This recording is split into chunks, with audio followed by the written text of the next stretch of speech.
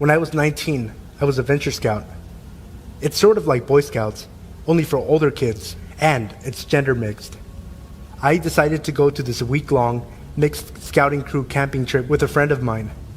But a few days before going, my friend from Venture Scouts bailed, so I'd be going up into the mountains alone with a bunch of strangers, which was no big deal for me. I can handle myself. When I got there, I was the only Venture Scout, and the only girl. It was a little awkward, but most of the Boy Scouts were pretty nice and easy to get along with. Although they weren't used to camping with a girl, they happily accepted me as just one of the guys. But there was this one guy, Danny. From the first day of camp, he wouldn't take his eyes off me. He'd just stare at me. It was a little uncomfortable, yeah, but I figured he was just socially inept with girls or something, and I tried to pay him no mind. The next day, while we were hiking, we all split off into pairs, and it turned out I was paired with Danny. He looked a little too excited about the idea of hiking with me alone. His eyes always seemed a little too wide, a bit crazy looking, but he was a small guy. Spindly, unkempt hair, a little shorter than I was at 5'7". I figured I'd be able to take him out in a fight if he tried anything, so I didn't raise a fuss about it. Before settling out to the hike, he kept asking me if I needed help putting on my sunscreen. Even though I kept declining, he kept pushing the question and tried to put sunscreen on me until one of the guys told him to cut it out.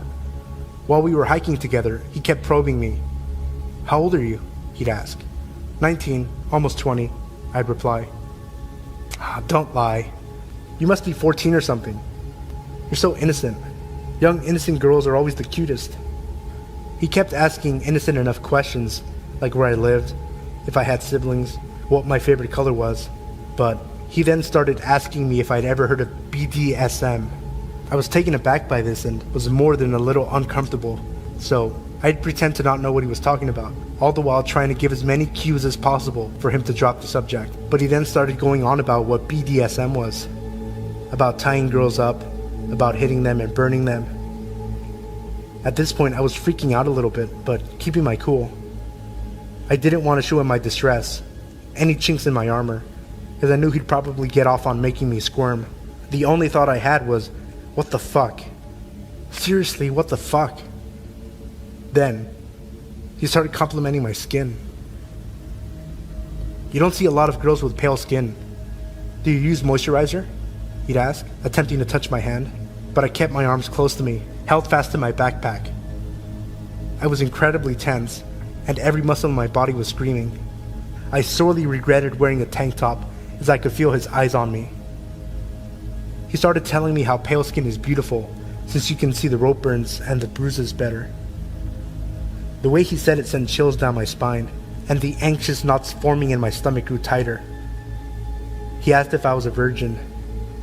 Then he asked me if I fantasized about rape, and if I'd like to try out rape play.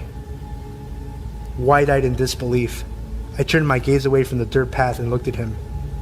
He was smiling, a creepy, childish sort of smile that was just chilling.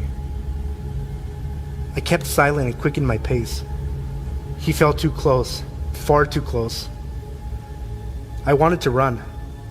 He could probably see the fear in me at this point. There was no hiding it. But then, I saw that another pair of scouts were ahead of us. I ran to them, telling them that the four of us should group up and go together. At first they declined, saying that we're supposed to be going in groups of 2, but upon seeing how panicked and distressed I was, the 2 guys changed their minds, looking confusedly at Danny, who was silently glaring at them. I was just glad that someone else other than Danny was there. The 4 of us went up the mountain, and I tried to keep close to the other 2 boys and as far away from Danny as possible. Upon reaching the end of the trail and regrouping with the others, the 2 Boy Scouts offered to switch partners to descend the mountain path. Danny looked downright upset, angry even. He was looking at me as if he were betrayed, but I didn't care if it pissed him off. I accepted the offer of switching partners and was able to get back to camp in relative peace. On the way down, the Boy Scout I was with asked me if Danny was bothering me or something. I lied and said he wasn't bothering me too much. After all, I was 19. I thought it would be pathetic to get so distressed about some weird 15-year-old kid. I figured that so long as I stuck with the other guys, I'd be fine. But then, that night, I was alone in my tent. Everyone else got to sleep in pairs of 2 or 3, but since I was the only girl, I had to be alone in my tent. It's always a little creepy being alone and isolated in the forest, away from everyone else. The scoutmasters insisted my tent be far away from the boys' tents so that they wouldn't bother me, but it only put me in a more vulnerable, isolated position. I sorely wished I'd been closer to the protection of the rest of the group. Late at night, I heard rustling outside. I figured it was just a deer or an elk or something, as it usually was, and went back to sleep. But then I heard my tent opening. Opening my eyes, I peeked through the crack in my sleeping bag to see what it was, and there, I saw the white of an eye looking back at me. Looking through the opening of my small tent. It was Danny, staring at me. I froze, holding my breath. I held my dad's hunting knife close to me, hiding in my sleeping bag, not moving a muscle, staring Danny down, pretending to be asleep, ready to fight at any moment should he take one step into my tent. But he didn't do anything. He just stared, watching me, breathing heavily and muttering incoherently to himself. "Are you there?" I thought I could hear him say. Eventually, after what felt like an hour, he left. The next morning, exhausted, I caught naps when, and if I could, and kept close to the other scouts in my group. It was difficult to maintain my calm and cool composure. The scout leaders were a little frustrated with me, since it seemed like I wasn't paying much attention to their instructions. But at this point, I didn't care much for it. I was always on some level of alert, as Danny would sometimes creep up behind me and caress my neck, or play with and try to smell my hair. And every night, Danny was there, watching. One night, he went digging through my backpack, looking for something. Unfortunately for him, I kept all my clothes and personals tucked away with me in my sleeping bag. He left with nothing. I grew up in rough situations and circumstances, so I always felt I can only rely on myself. Asking for help was never an option as a kid. Asking for help meant you're weak, so it hardly even occurred to me. I was prepared to tough out the rest of the week, but a little over halfway through the week, Danny was called away by the scoutmasters and sent home. I got the feeling that the Boy Scout that helped me before saw what he was doing and sent in a complaint about him to the staff. While everyone else was confused and happily saying bye, he just crossed his arms firmly and stared as Danny left. Danny looked so bewildered and confused by it all, like he didn't understand what he did to deserve being kicked out of camp. It was so strange.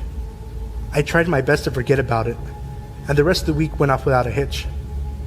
But the more I think back on it, the more I realize how damn freaky and bizarre that kid really was. I fear he may end up being some kind of serial rapist or something when he grows up. All I know for certain is that he was very disturbed. I'm just glad my dad told me to take his hunting knife in with me, even though knives weren't allowed at this camp. My father insisted I keep it for protection, and I don't regret it.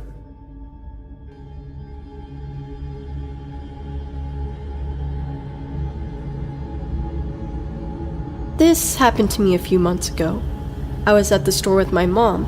She had to return some things. I can't remember what or why. I was a few feet away from her, looking at the books they had on clearance. A man, who could not have been much older than 50, also began looking at the books on the shelf next to me.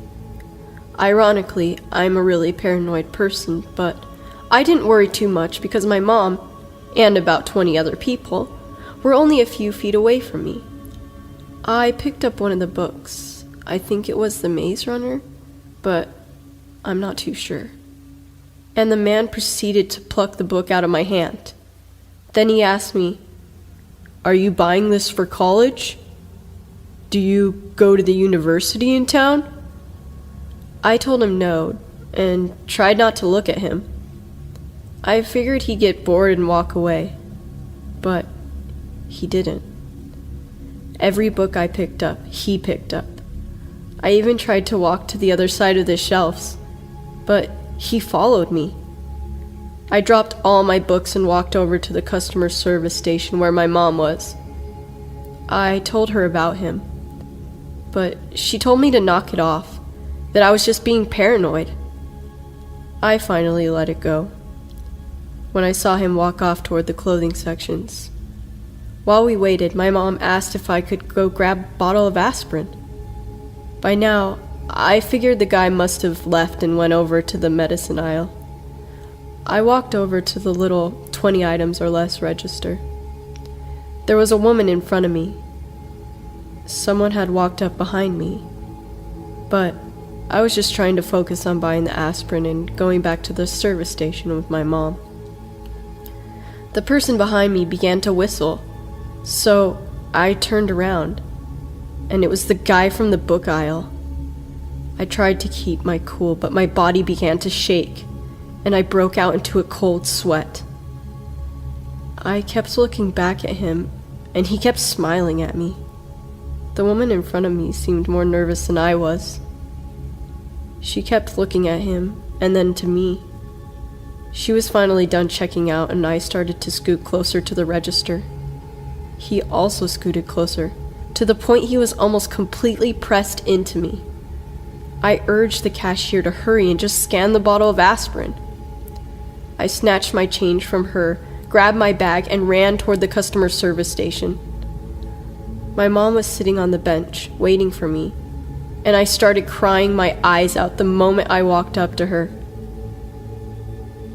When I told her what happened, she became angry this time, and started walking towards the register I was at. But he had already left. In a hurry, the cashier told her. For a month, I refused to go into the store. I would opt to stay at home in fear that he would be there. Dear creepy man at the store, let's not meet again.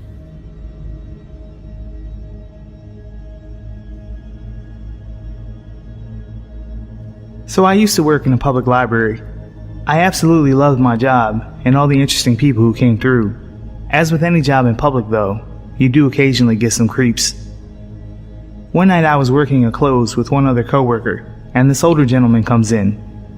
He's probably pushing 60, skinny with stringy hair. He had come from one of our other locations, as we were open later than other branches, to use the computer. I set him up on one, and within minutes he was at the desk, asking to exchange the headphones he'd purchased earlier that day. I obliged without thinking anything of it. As I handed them to him, he grabbed my hand to introduce himself. He told me his name and told me how beautiful he thought I was, and that he'd love to take me out and show me a good time. Mind you, I'm 25 at the time. I politely declined, and he storms back to his computer till closing time, where upon leaving, he mumbles some very choice words under his breath. The next day, I was working again, but setting up for a program in the conference room. One of my good friends who I work with came running in and told me some old dude came barreling through the library, mumbling about the girl with dark hair. She came to warn me, but luckily I was heading out for the night. She called me after I'd gotten home to inform me that some dude, turned out to be Creepface, called and asked if and when I was working again. At this point I was becoming legitimately concerned and contacted my supervisor about how to handle this. She told me to contact security and do what I felt best. The next day, I was at work and I was on edge constantly. I had my husband on standby and a good friend of mine who happened to be off that day to hang around the library for the last leg of my shift. And lo and behold, Creepface is making a beeline for me. I run to the back office, locked with a security code, to hide. He followed me the whole way, then waited outside the door, preventing me from coming back out front for almost an hour. The maintenance guy comes to the back to check on me, where I start hyperventilating when I heard someone touch the door. I told him the scenario and he told the dude off and never to come back. I had a friend and family follow me home for weeks to be safe, and I always took a different route home. One of the more terrifying experiences of my life. So creepy old dude, let's not meet again.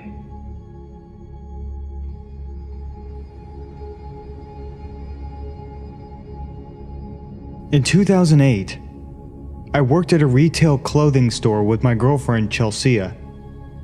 We were both 18 years old, and we tried to work as many shifts together as possible to maximize our time together because she was still in school.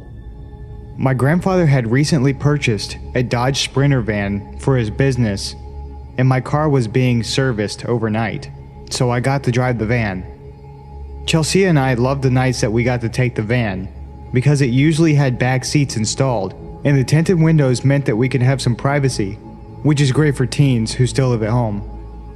That night, we only had one row of seats in the back, and it was the row just behind the driver and passenger. Chelsea and I parked near each other, like we always did, and worked our evening shift, closing the store with a few of our coworkers. We all leave together, and I help the manager lock up because the glass doors need to be aligned properly for the lock to engage. It's early March in Pennsylvania, and it's still very cold outside. So Chelsea usually starts her car to warm it up, and then sits with me as my car warms up. When I get to the vehicles, her car is idling because she is already in the van. I don't even realize that I still have my keys, and I never unlock the doors. She sits with me chatting for a while. She sits on my lap, and we kiss in the front seats, and we decide it's too late and too cold to have a little fun in the back.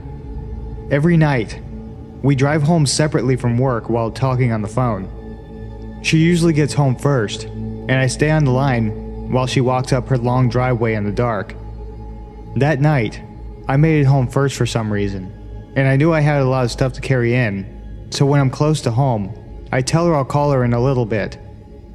She asked me to stay on the line because she's almost home, and she doesn't like walking past the dark bushes next to her driveway.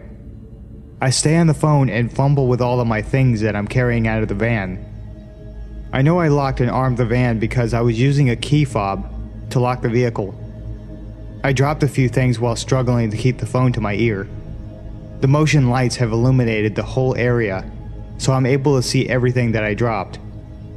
We both make it inside safely, and then we also decide not to stay on the phone because she had school in the morning.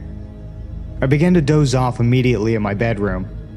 I lived with my grandparents who built a house to accommodate my grandfather's aging parents suffering from Alzheimer's, my great-grandparents, so they didn't have to go in a home.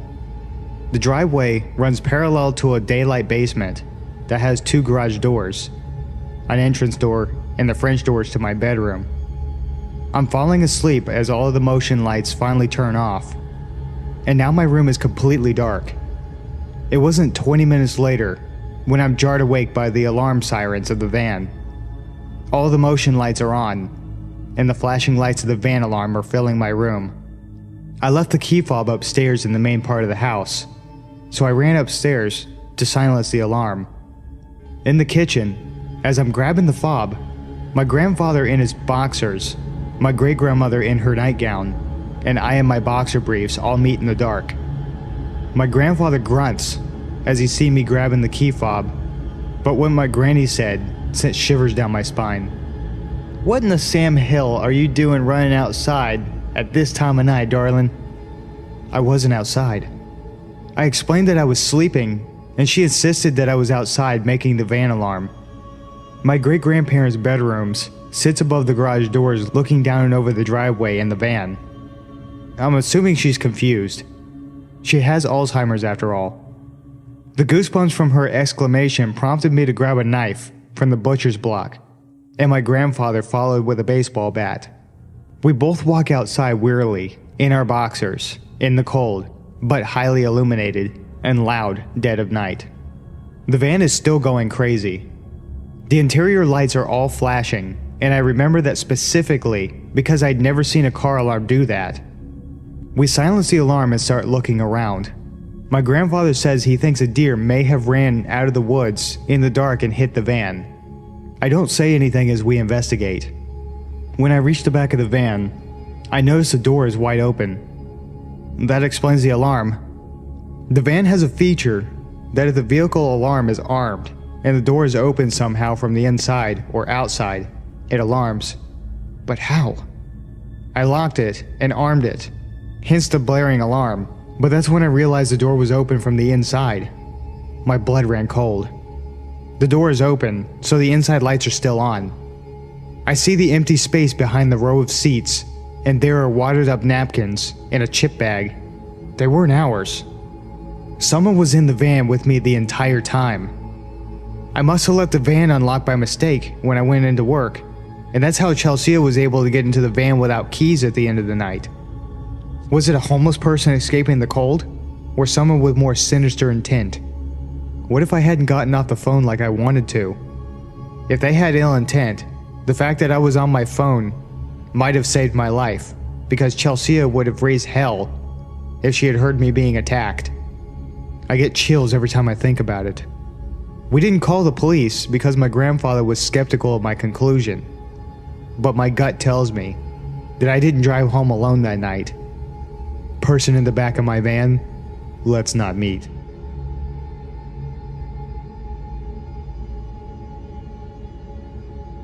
Just the other night, there was a windstorm that blew through my town. The wind was accompanied by a downpour of rain. Having grown up on the coast of Oregon, I'd fallen in love with the sound of rain, especially when it's hitting the cement patio outside my bedroom window. So I had my window open, so I could hear the rain better, and settled into bed, curling up in my blankets and trying to fall asleep. Not long after settling in, I heard what sounded like nails, or claws, scratching at the cement. This wasn't entirely out of place, seeing as I have two wolf hybrids who usually sleep out back at night, so I brushed it off and tried to drift off again. Not much later, I hear it again. I opened my eyes and focused on the sound. The more I listened, the more it became obvious that this wasn't Cova or Anya. If they were moving around, I would hear their tags jingling. I would hear the distinct pattern of them walking. But this was as if someone was taking their nails and scratching at the cement. Being too lazy to get up and put pants on to check if the dogs were inside, I texted my stepdad and asked if he'd let the girls out or not. He told me no, that since the wind was blowing so hard and there was so much rain, he brought them inside about an hour ago. I told him about the sound I was hearing, so he got up and grabbed a flashlight. I heard him walk by my bedroom door and open the back door directly outside my window. He came back in and told me he didn't see anything, but if I heard it again to just look outside. So he went back to bed, and I stayed there, listening. It was quiet for a bit, so I figured maybe I was just hearing leaves sliding across the ground. I had finally begun to fall asleep when I heard a hard thud on the outside of my bedroom wall. It startled me and I got up, peeking out of the window to see what the hell it was. There was no way it could have been a raccoon, because since we got our dogs, they haven't bothered coming into our yard. I see something small and black bolt across the yard. That was honestly the last thing I expected to see. I decided to just sit and listen. I wrapped myself up in my blanket and got my phone, texting my friend Justin to tell him about the sound. There's something outside my window, and it just ran into the side of the house. It didn't take long for him to reply, since he had just gotten off work. It's probably just a raccoon or something. No, they don't come to our yard anymore. Not since we got Cova. And it's too small to be a raccoon, unless it's a baby. Well, if you're unsettled by it, I can stay up and talk with you if you want. Yeah, I'd like that. For the next half hour, I was hearing fast skittering, tapping, thumping, and hissing coming from outside my window, until it stopped suddenly.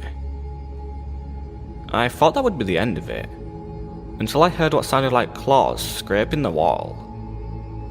Pressing my ear to the wall, it sounded as if something was slowly crawling up the side of the house. Justin! Shit, it sounds like it's climbing up the wall. Dude, it's under my window. What the fuck is this thing? Shit, that's creepy. Just try to relax. Thanks, man.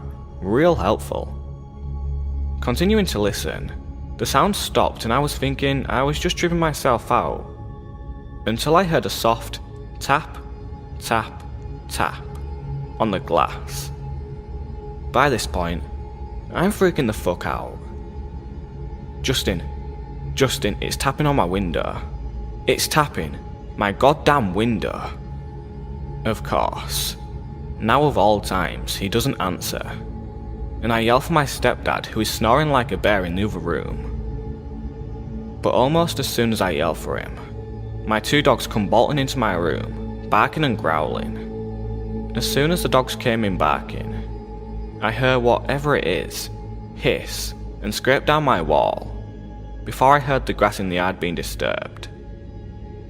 I was sitting in my bed, freaking out as Cobra and Anya lay beside my bed and stare at the window. After a few minutes, I get a text from Justin. Shit, my roommates needed help with something. Is everything okay? I told him yes, that the dogs had scared it off, and I was going to go on my laptop to distract myself. He ended up calling and talking to me until I fell asleep. There's no way it was just an animal. If it was, the dogs would not have reacted the way they did. I've encountered a lot of things, but never at my own home. I really hope that it never happens again.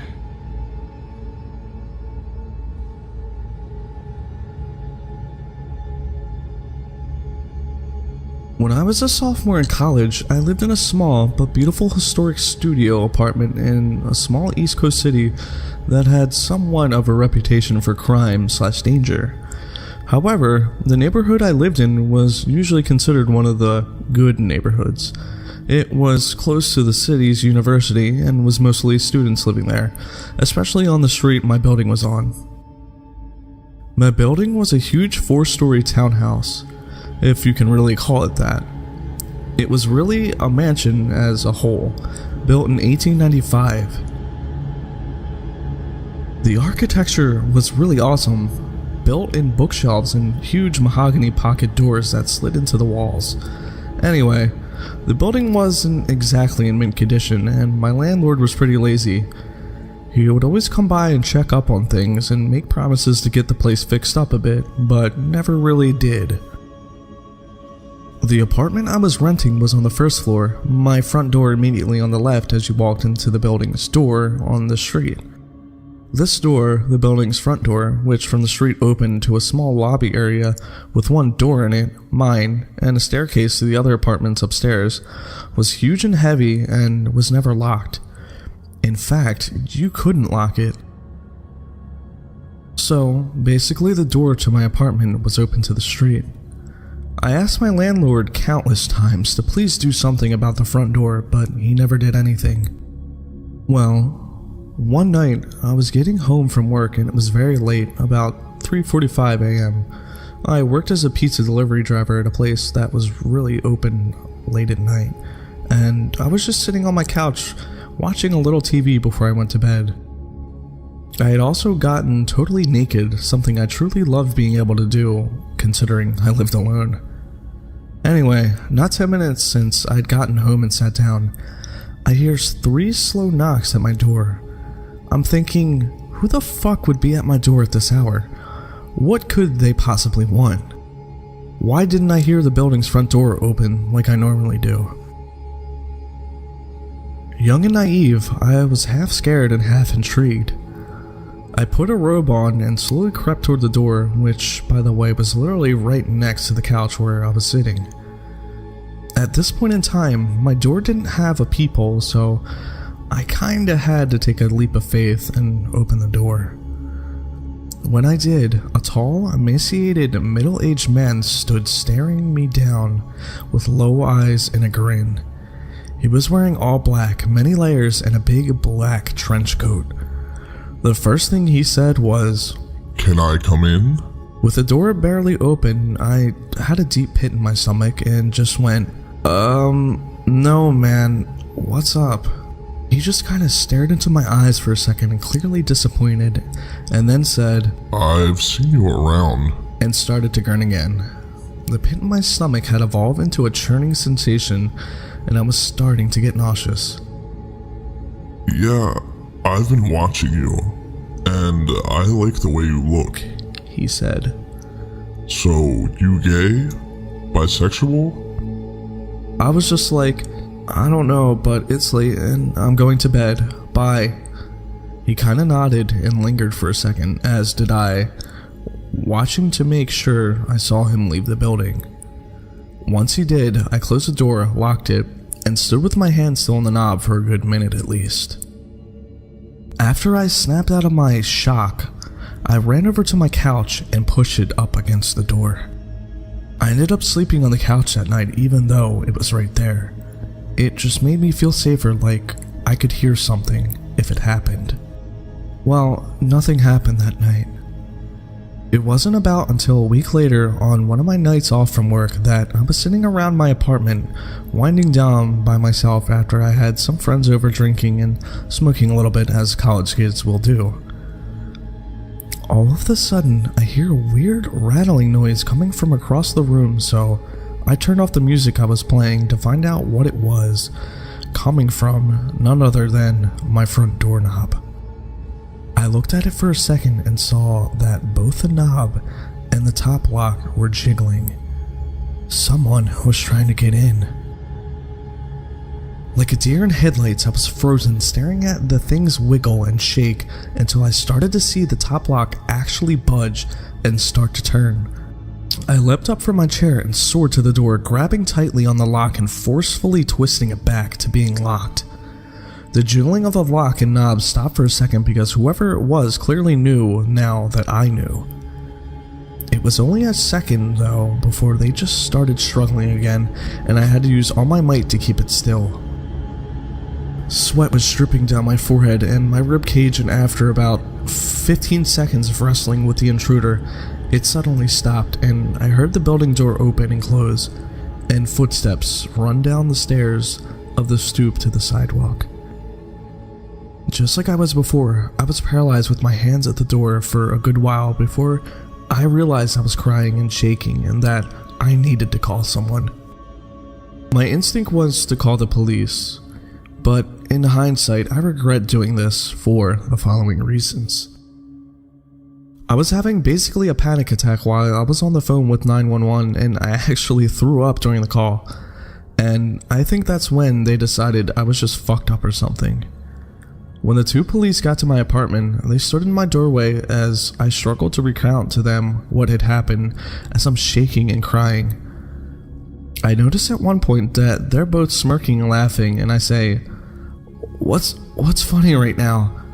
One of them goes, It reeks of marijuana. I was just like, okay, and basically argued with them after that.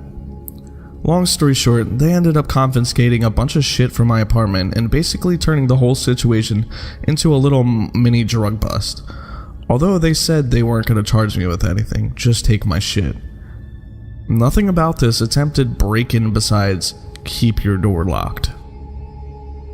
I hate to make this story so long, so I'll try to keep the last part short. Basically, this same scenario happened one more time about 2 weeks from the last time.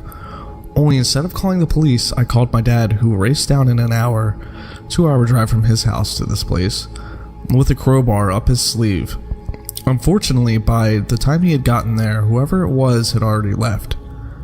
My dad ended up cussing out my landlord and demanding he get the door fixed and install a new lock and a peephole on my door. He did make this happen within a reasonable amount of time, and I also got one of those bars you wedge between the doorknob and the floor, as well as an aluminum baseball bat to protect myself, so I felt a lot better from then now on. Needless to say though, I ended my lease for that apartment a month early and never moved back to that street. I never found out for sure who was trying to pick my locks and if it was that guy who had come to my door the first time, but whoever it was, let's not meet.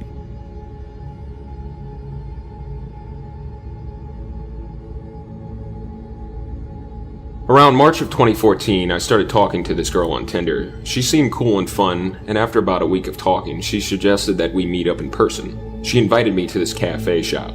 I accepted. However, the day of, she started messaging me saying she had to tell me something.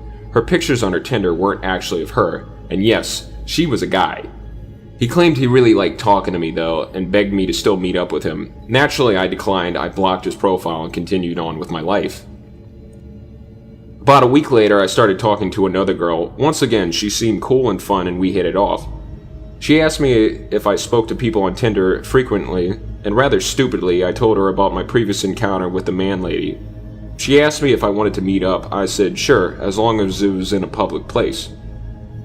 We decided on a cafe. The next day, I sat at a table waiting. 5, 10, 15 minutes had passed, and she was nowhere to be found. I then peered out the window and saw from across the street a man staring at me intently. I looked away, waited a few seconds, and looked back. He was still standing there staring. At that point, I left the cafe, got on my bike. I always bike everywhere I go, and booked it home. I was definitely a little freaked out, but tried to pull myself together, and a reason that no one could have followed me. I then deleted my Tinder profile, and things were normal for a few weeks. About 3 weeks later, I started getting phone calls. The numbers all showed up unknown. I picked up the first few times to some guy breathing heavily into the phone. I was already a little freaked out. After about a day, I stopped picking up any calls unless it displayed the caller's name. I then started receiving texts. At first they were pretty harmless, calls for attention and begging me to meet up in person. It then changed to very sexual texts until eventually the messages became threatening, and whoever was messaging me started throwing out my family and friends' names and whereabouts, saying he/she would get them involved unless I answered.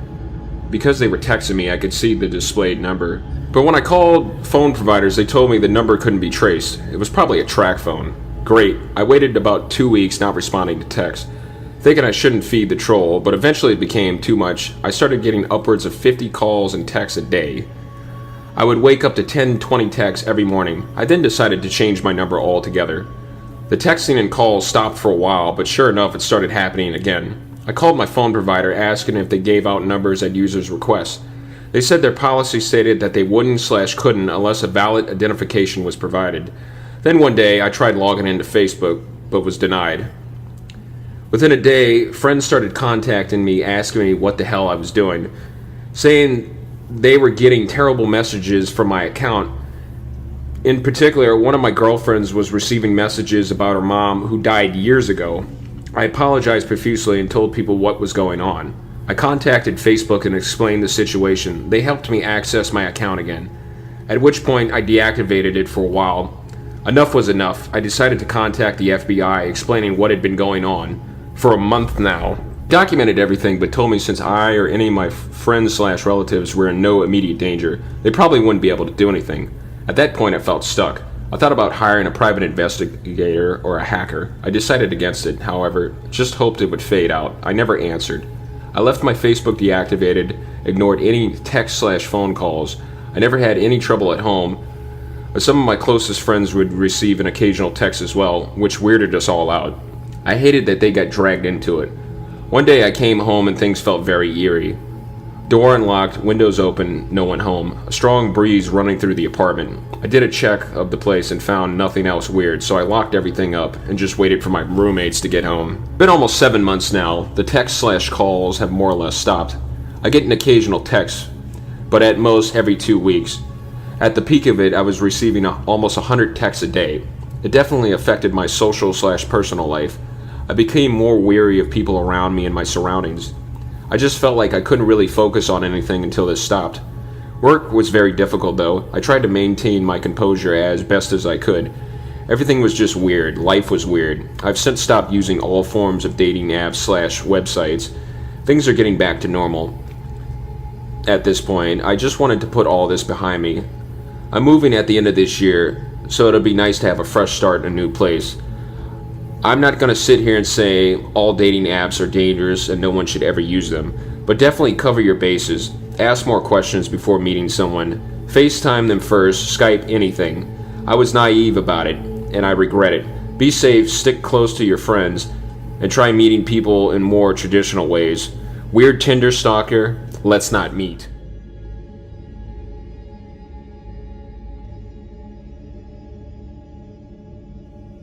This took place about 3, maybe 4 years ago. It was a calm winter evening, and my parents were gone for a couple of days on Christmas Eve to relax after a very tiring last day at work. It was just me, my video games, and my dog, Chase. I'm a 14-year-old male, 6'1" at the time, so I was a pretty big dude for my age. I had taken up MMA, and I had also started going to the gym for a couple of years by that time, so I could take care of myself if needed to. Now, back to the story. I was home alone, playing some Battlefield on my PS3, all chores taken care of. My dog is fed and lying next to me. I did my usual routine as every other night. Played some PS3 until about 12:30 a.m. Wash my teeth, mess around on my phone for a bit, and then go to sleep. It was about 1:20 a.m. I was on my phone when I heard something. Like faint footsteps going around my backyard, onto the left side of the house, where the bathroom window is. It's basically like this. To give an insight of how my house is from the inside, there are 2 floors. The first is where the kitchen, living room, and bathroom are. There's a staircase to the left of the bathroom door, which goes upstairs to the bedroom. My room is the first door to the right, as soon as you walk up the stairs. My parents' room is a few steps to the left. Chase is a very protective dog, so when he hears anything, he stands up and bolts it downstairs to the front door. Only now, he just stood up and went to the start of the staircase, just staring down onto the bathroom door. As soon as I exited my bedroom to check out what was going on, I heard what sounded like the bathroom window shuffling. I froze. Slowly, I made my way into my bedroom, calling Chase behind me with a hand gesture. I turned off the lights in my room, as they were the only ones on in the house, and I made my way to the staircase again. I don't know why I did that. Dumb move, I know, but I did. So yeah. I crouch walked down the stairs, and on the second to last step, the bathroom window opened, with a slight thump as it hit the top of its frame. Right then and there, fight or flight kicked in. If I made a run for it, there was a very high chance he would see me, and I didn't know if he had a gun on him, so I stood there, unarmed, with my only options being whatever I had learned over the course of 5 years of MMA, and my dog. I waited for what seemed like a minute, which in real life couldn't have been more than 10 seconds, and then I see him. Black hood on, black skinny jeans, black all-stars, and long, greasy blonde hair. He hadn't seen me yet, but if he turned around, me and Chase were ready for a fight. He turned around, and as soon as his eyes met mine, my fist had already connected with his bottom jaw. I hit him hard enough to hit his head against the wall. He then proceeded to lose consciousness with Chase growling on top of him. After that, I called my mom, and then the cops. The police showed up in 10, maybe 15 minutes, and they arrested the dude.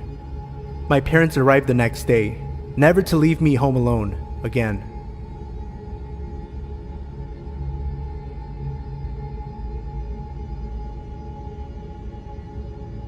A couple of years ago, I was working front desk at a hotel in a small town off the interstate in Pennsylvania. I'm not sure how other hotels do it, but unless it was a busy summer, front desk agents worked alone on every shift. Since it was second shift, that meant that all the housekeepers had left hours ago. My manager was gone for the day, the maintenance man was gone, and I was the only person in this 3-story hotel, with the exception of about 4 rooms that were being rented. Since it was about 7 at night, I'm pretty sure all but one of the guests were out to dinner. Even as a woman, it never really bothered me to work by myself at night. I was cautious, but never creeped out too badly. I mostly spent the long, boring hours either catching up on homework or watching Jeopardy on the lobby TV. but I'm not sure what I was doing when he walked in. The sun had already set, but it was still light out. He came through the front doors and walked over to the desk. I couldn't see his car anywhere, which was odd since usually check-ins parked under the overhang to unload luggage. I didn't think much of it and asked him how he was doing. He was maybe 5'8", medium build, dark hair, glasses, looked like a normal 20-something kid. He said he wanted to know if I could help him, and proceeded to go into a very heartfelt story about how he had been to other hotels off this exit, and they all turned him down. He said his sister ran away from home a while ago and that he came all the way to California to pick her up, from, I think, New Jersey? Being that he wasn't from California, it was starting to be gross winter weather here. I laughed a little and said, "Yeah, sorry it's so awful here." He paused. He stared at me completely stone-faced, as if I had just made a joke at his expense. "What do you mean?" "Just the weather," I tried to recover. I was used to making worthless small talk and jokey observations with guests, but nobody had ever taken anything I said casually or so seriously. "It's not exactly California weather outside." "I love it here. I think it's beautiful," he said, and again stared. I didn't know what to say. Think about it. What would you say to that? I tried to laugh it off and said I'd trade him, but he just stared. Finally he goes, "Anyway, the reason I'm here is that I've been driving almost non-stop for a couple days and I've honestly got almost no money to me." Here it comes, I thought. Some guy is gonna ask me for a room at a crazy low rate because he sees the parking lot is almost empty. Before I can say anything, he continues, "I don't want a room, I just need a place to take a shower really quick. I swear I won't touch anything or mess anything up. I honestly just need a shower really badly." I thought about it for a minute. At the time, I hated my manager. I knew she'd never allow it. And for whatever reason, nothing in my brain screamed stranger dangers, so I finally agreed. He told me he could give me his driver's license to hold on to until he was done, but I trusted him. He ran out to his car to get some clothes, and I gave him a handful of tiny soaps and shampoos, and some towels so he didn't fuck up the ones the maids put in the room this morning. I put him in a room right down the hall from the front desk so that I could keep an eye on him. He went in and I went back to watching YouTube videos. A couple minutes later, he comes down to the desk. I don't know what's wrong with me. I can't figure out how to turn the shower on. Could you come show me?" I'm sure you're thinking exactly what I was thinking when I looked back on this situation, but no, I didn't see why this was a dangerous situation at the time. A young woman, alone in a hotel room with a stranger who hasn't left any kind of trail or identification, with no other employees on property, and almost no other guests. Yeah, I'm stupid. I got up and switched the phone lines from switchboard to cordless and took the receiver with me into the back. I grabbed the keys and locked up the front desk area before following him down the hallway to his room. I had easily 50 pounds on him and about 2 inches height, so I felt secure. I opened the door and walked in while he followed behind me.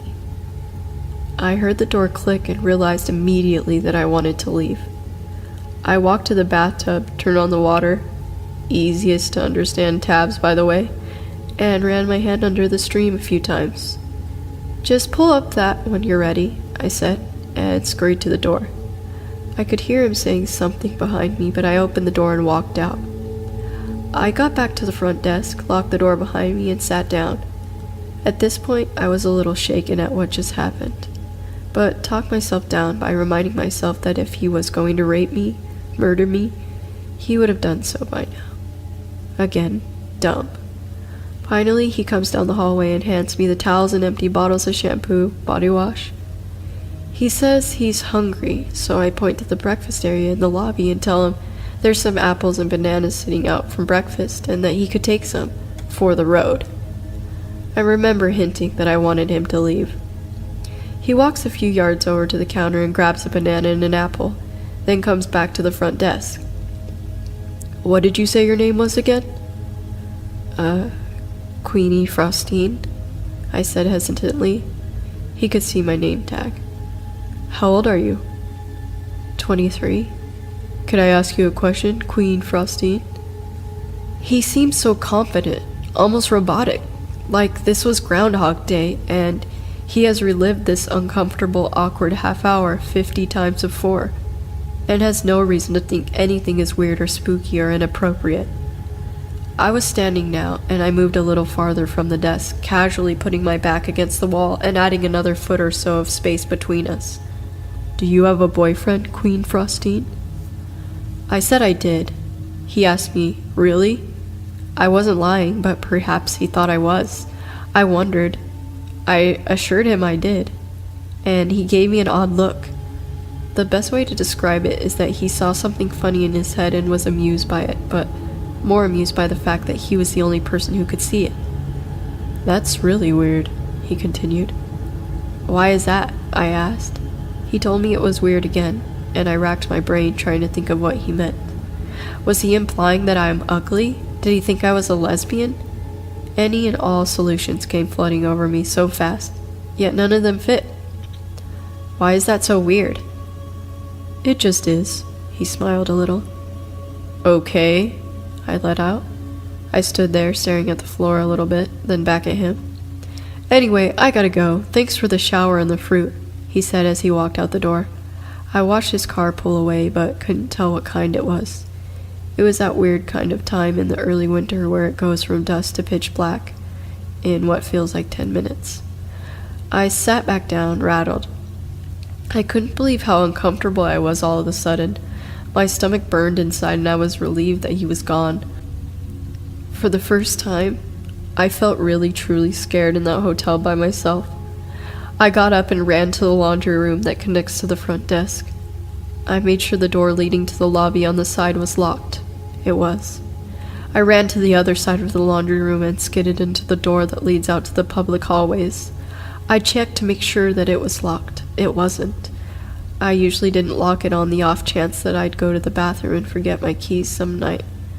I slammed it shut and latched it. The phone rang. I walked over to pick up the cordless that I'd laid next to the switchboard. Thank you for calling. This is all the further I got. Hey, Queen Frostine. I paused for a second, shocked that someone messed up my spiel.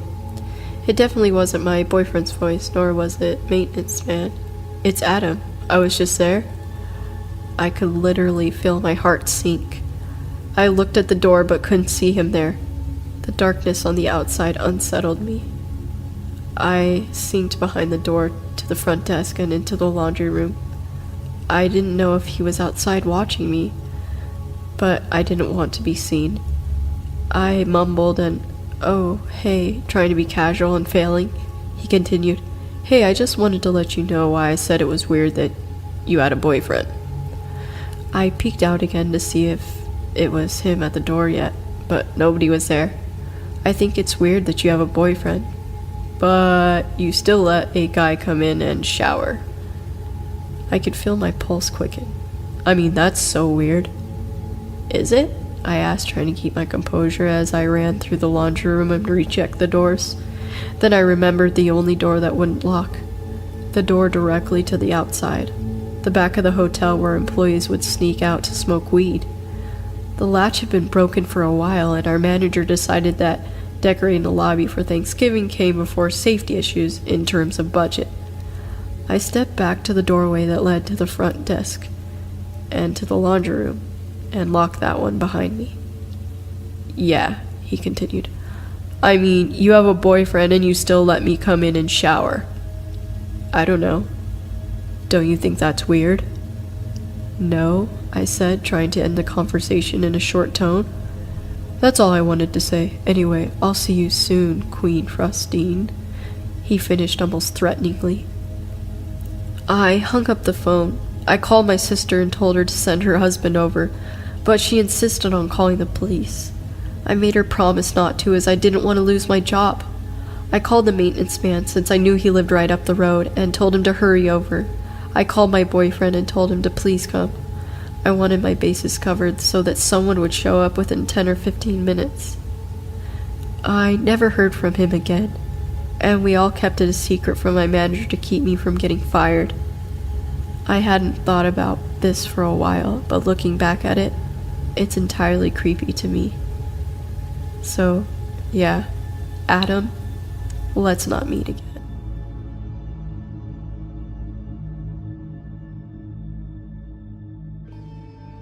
About 3 years ago, I moved into my first apartment. I lived alone on the first floor of a 3-story shotgun house built in the mid-1800s. The house was beautiful, albeit a little creepy due to its age. It was on the nicer end of a rough neighborhood near the university I was attending at the time, and break-ins were pretty common. But I always felt safe because my landlord and his wife lived in the 2 floors right above me. They were in their late 60s, but it felt good to know that I wasn't totally alone. It was the first fall I was living there, and the days were getting shorter. On this particular evening, it was already good and dark outside by 6 p.m. I was in the kitchen making dinner when suddenly the power cut out. I was a little startled, but luckily the flame from the gas range was still going, so I could see well enough to grab my phone to use as a flashlight. Aside from the flame flickering under the pot of soup, the house was pitch dark. I double-checked the light switch in the kitchen, but got nothing. The only thought that occurred to me was that it was a strange time for the power to go out. It wasn't storming, and it wasn't particularly hot outside or anything. I used the light from my phone to navigate from the kitchen towards the front of the house. I peeked out the blinds in the living room, but couldn't see from that vantage point whether any of the other houses had lights on. I decided it would be a good time to call the landlord, because I sure as hell wasn't going down to our creepy stone basement to mess with the 100-year-old fuse box. I knew they were home since I kept hearing them go up and down the stairs earlier, so I rang them up. Being older folks, they only had a house phone, and when I called it, it was disconnected. Of course, it was connected to the power. Still standing there in the pitch darkness, I wasn't quite sure what to do. I remembered the burner I left on and was heading back toward the kitchen when I heard their front door slam shut and heavy footsteps in the entryway that separated our apartments. Then I heard 2 men's muffled voices. You know that primal fear people talk about when something bad is about to happen to them? I felt it. Every hair on my body stood up. In half an instant, my heart was in my throat. I stood paralyzed in the doorway to the kitchen. Luckily, I snapped myself out of it and grabbed the closest weapon I could find, a bright pink chef's knife on the kitchen counter. I'm a small woman, and certainly not strong. I had my doubts about whether I could fend off 1 intruder, but 2? I crept as quietly as possible back toward the front door, clutching the knife in one hand and my phone in the other. I stood a couple feet from the door, and the men were still out in the entryway talking. Their voices were rough sounding, and definitely not from the area. Well, do what you gotta do. I'll be waiting in the van, said one. With that, I heard the front door open and close. At this point, my heart was beating out of my chest, and I felt like I was going to be sick. Were they just breaking in, or did they intend to hurt me? Had they already hurt the landlord and his wife? Shit. I made my way over to the blinds and peeked out the window again. Sure enough, I saw a man in dark clothes hop into a white van parked across the street, just to the left. I live at the end of a dead-end street, where you can only park facing one direction, and the van was facing the wrong way, ready to head up the street. I tried to collect myself. There was nowhere to hide, really. Perhaps I stood a chance that this guy wasn't expecting me to be ready when he came in. Unfortunately, my cat hates strangers, and she was now going crazy, tearing back and forth through the house at full speed while meowing. In my head, I silently cursed her for giving our position away and probably killing us. Then suddenly, I heard the landlord's apartment door open and close again, and the man went back upstairs. A million thoughts raced through my head. My car was parked just up the street. If I sprinted, I could make it and drive somewhere safe. I don't know why I didn't just call the police. I think I was afraid the men would hear my voice and know where I was. In any case, I had my hand on the doorknob, psyching myself up to run. I couldn't hear the man moving around anymore, which probably meant he was on the 3rd floor. His buddy was still waiting in the van, lights off. I peeked one last time to make sure no one was waiting near the front stoop before I ripped the door open and ran full tilt out the front door and up the sidewalk about 100 feet to my car. I hopped in and locked the doors when suddenly my phone started vibrating in my hand. It startled me so badly, I almost chucked it across the car. I didn't recognize the number, but I picked up. "Hello?" I managed to choke out. It was my landlord, sounding as calm as ever. I said something along the lines of, "Are you okay?" and was about to tell him not to go in the house. I was so scared and out of breath that it came out more like, "Don't, men, house." He seemed confused, and before I could collect my words, he started telling me that, yes, they were fine and the power was out on the whole street apparently. He just phoned the energy company on his new cell phone to check on it. I should probably take down the number while he's got me on the line, and he hoped I didn't mind, but some repairmen were at the house to check on the heating and cooling system. They might need access through my apartment to get to the basement. Shame they came by right before the power outage. Slowly, the dust began to settle in my mind. I had been at the point of maybe having a heart attack and definitely wetting myself over some repairmen, one of whom was still waiting outside in the van and had just seen me haul ass up the street with a giant pink knife in my hand. I was too embarrassed to walk back to the apartment, so I just told the landlord to go ahead and let them in if he needed to. I'd be surprised if that repairman didn't call the police himself to report a crazy woman with a knife running through the streets. On the bright side, I learned I can run quite fast if I need to.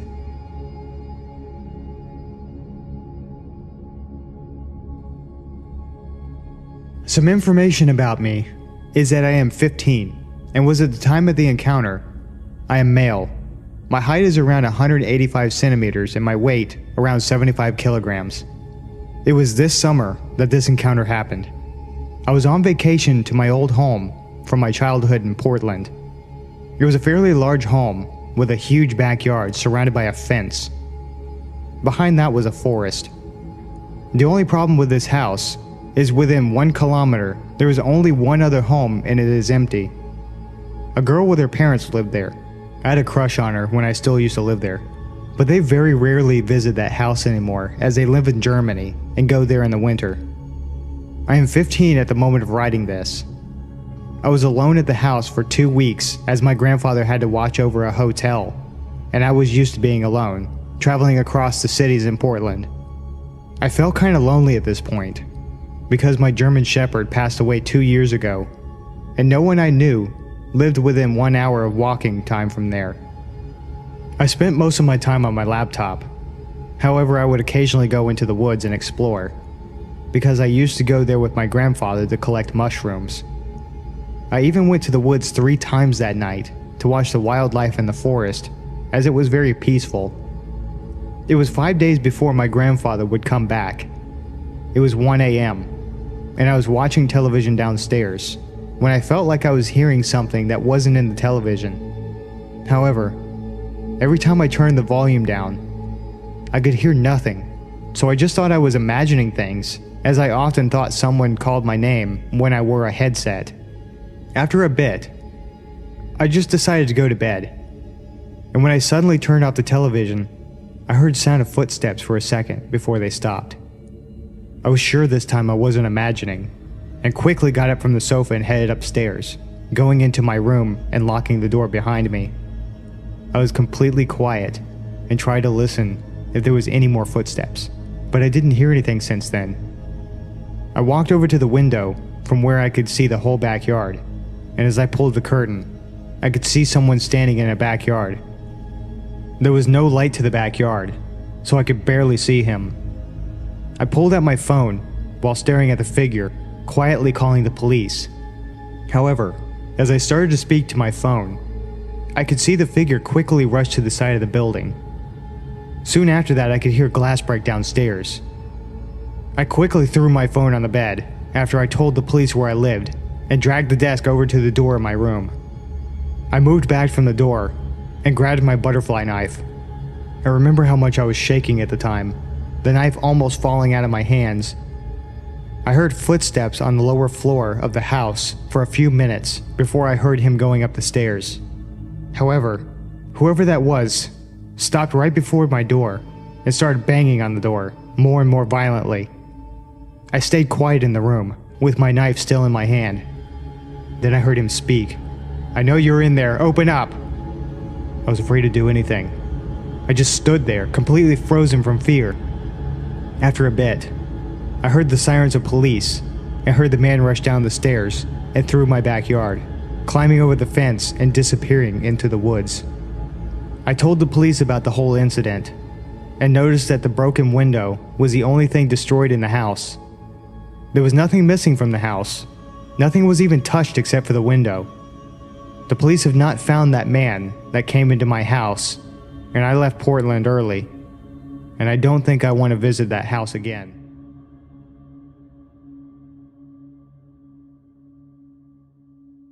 In 2007, I was 20 years old and lived with my girlfriend.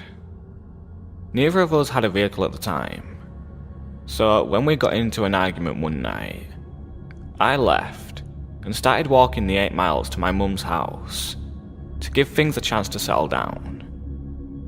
This was around 1 AM. As I'm walking, a small goldish car pulls up beside me, and the driver, a middle-aged black man with a slight speech impediment, asks me if I need a ride, which I declined. He asked me if I was sure several times, and I said yes, but thanked him, and he drove off. For the next couple of miles, he was idling at every major intersection, sometimes honking his horn at me slightly. Every time I noticed him, I made a conscious effort not to look at him again, or invite any more of his attention. I thought he had got tired of messing with me, until I walked in front of a small used car dealership. I heard someone say, "Hey, come here," from the parking lot. It was him again. I stopped, obviously startled, and he tries to calm me down. "Whoa, chill dog. Hey man, you sure you don't need a ride? I'm not busy at all, and I really don't mind." I again declined, and he starts asking me questions left and right. I talked to him for a good 45 minutes or so, hoping it'd make him leave me alone before I go on a less busy street. He asked me what my name was several times, as if to check if I gave him a fake one. I did, but I lied consistently. He also kept asking me if I had any weapons on me, or if I was violent. I told him no, which was probably stupid. He then started trying to get me to step closer, so he didn't have to yell to talk to me. No. Finally, I tell him I need to keep walking. He again offers me a ride, is again rejected, and then says, "Look man, I'm really just trying to get some weed." What the fuck? Given his behaviour and the circumstances, that seemed very unlikely. I walked off and crossed the street and zigzagged through some shopping centres to lose him. If I did, it was only temporarily.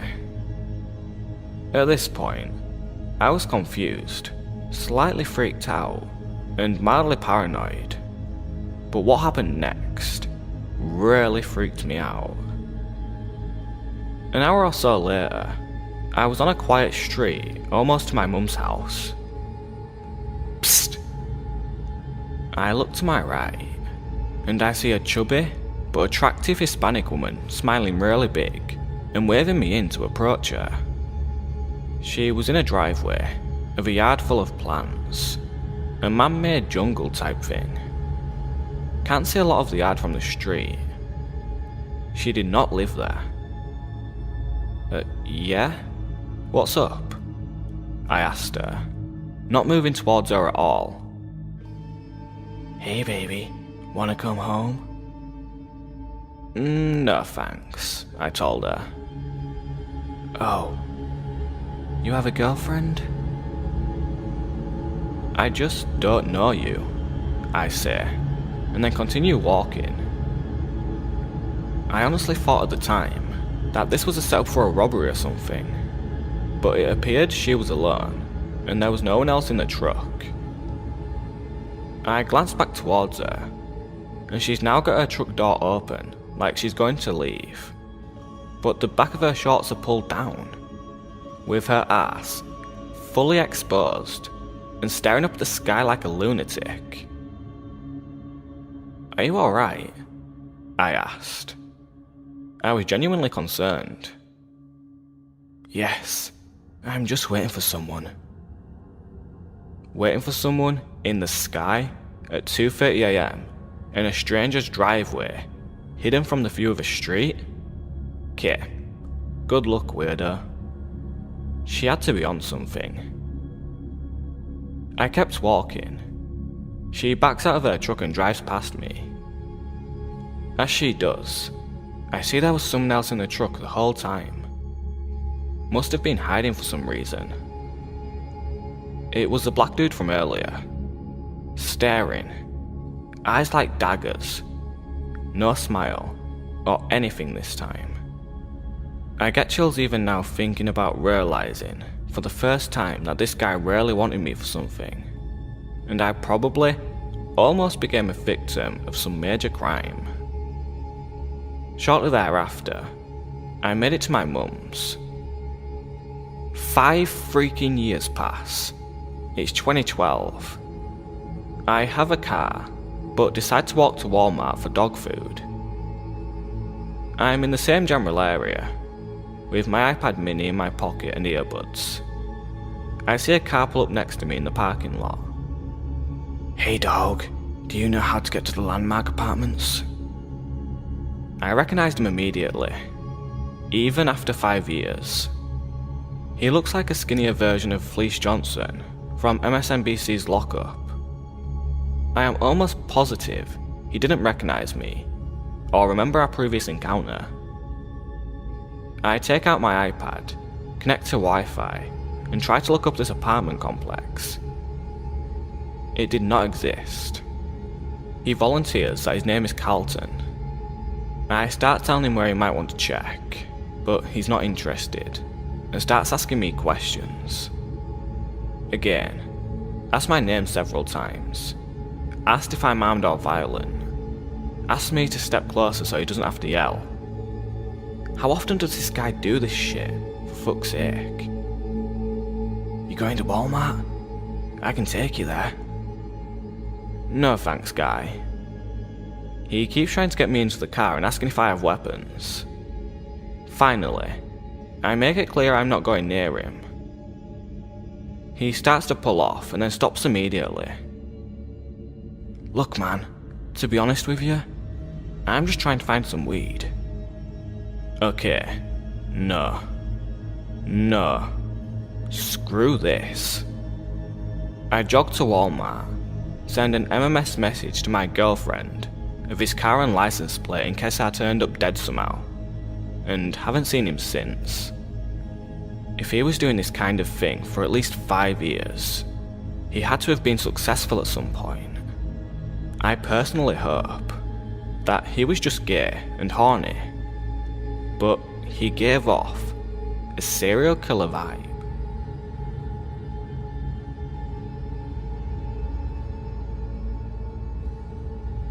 So, I'll start off by saying that this story is pretty long and is gonna make my friend and I sound like complete fucking idiots. This is because, well, we are. We completely ignored everything we've been told about stranger danger and basic safety because, hey, we are both 20-year-old college dudes.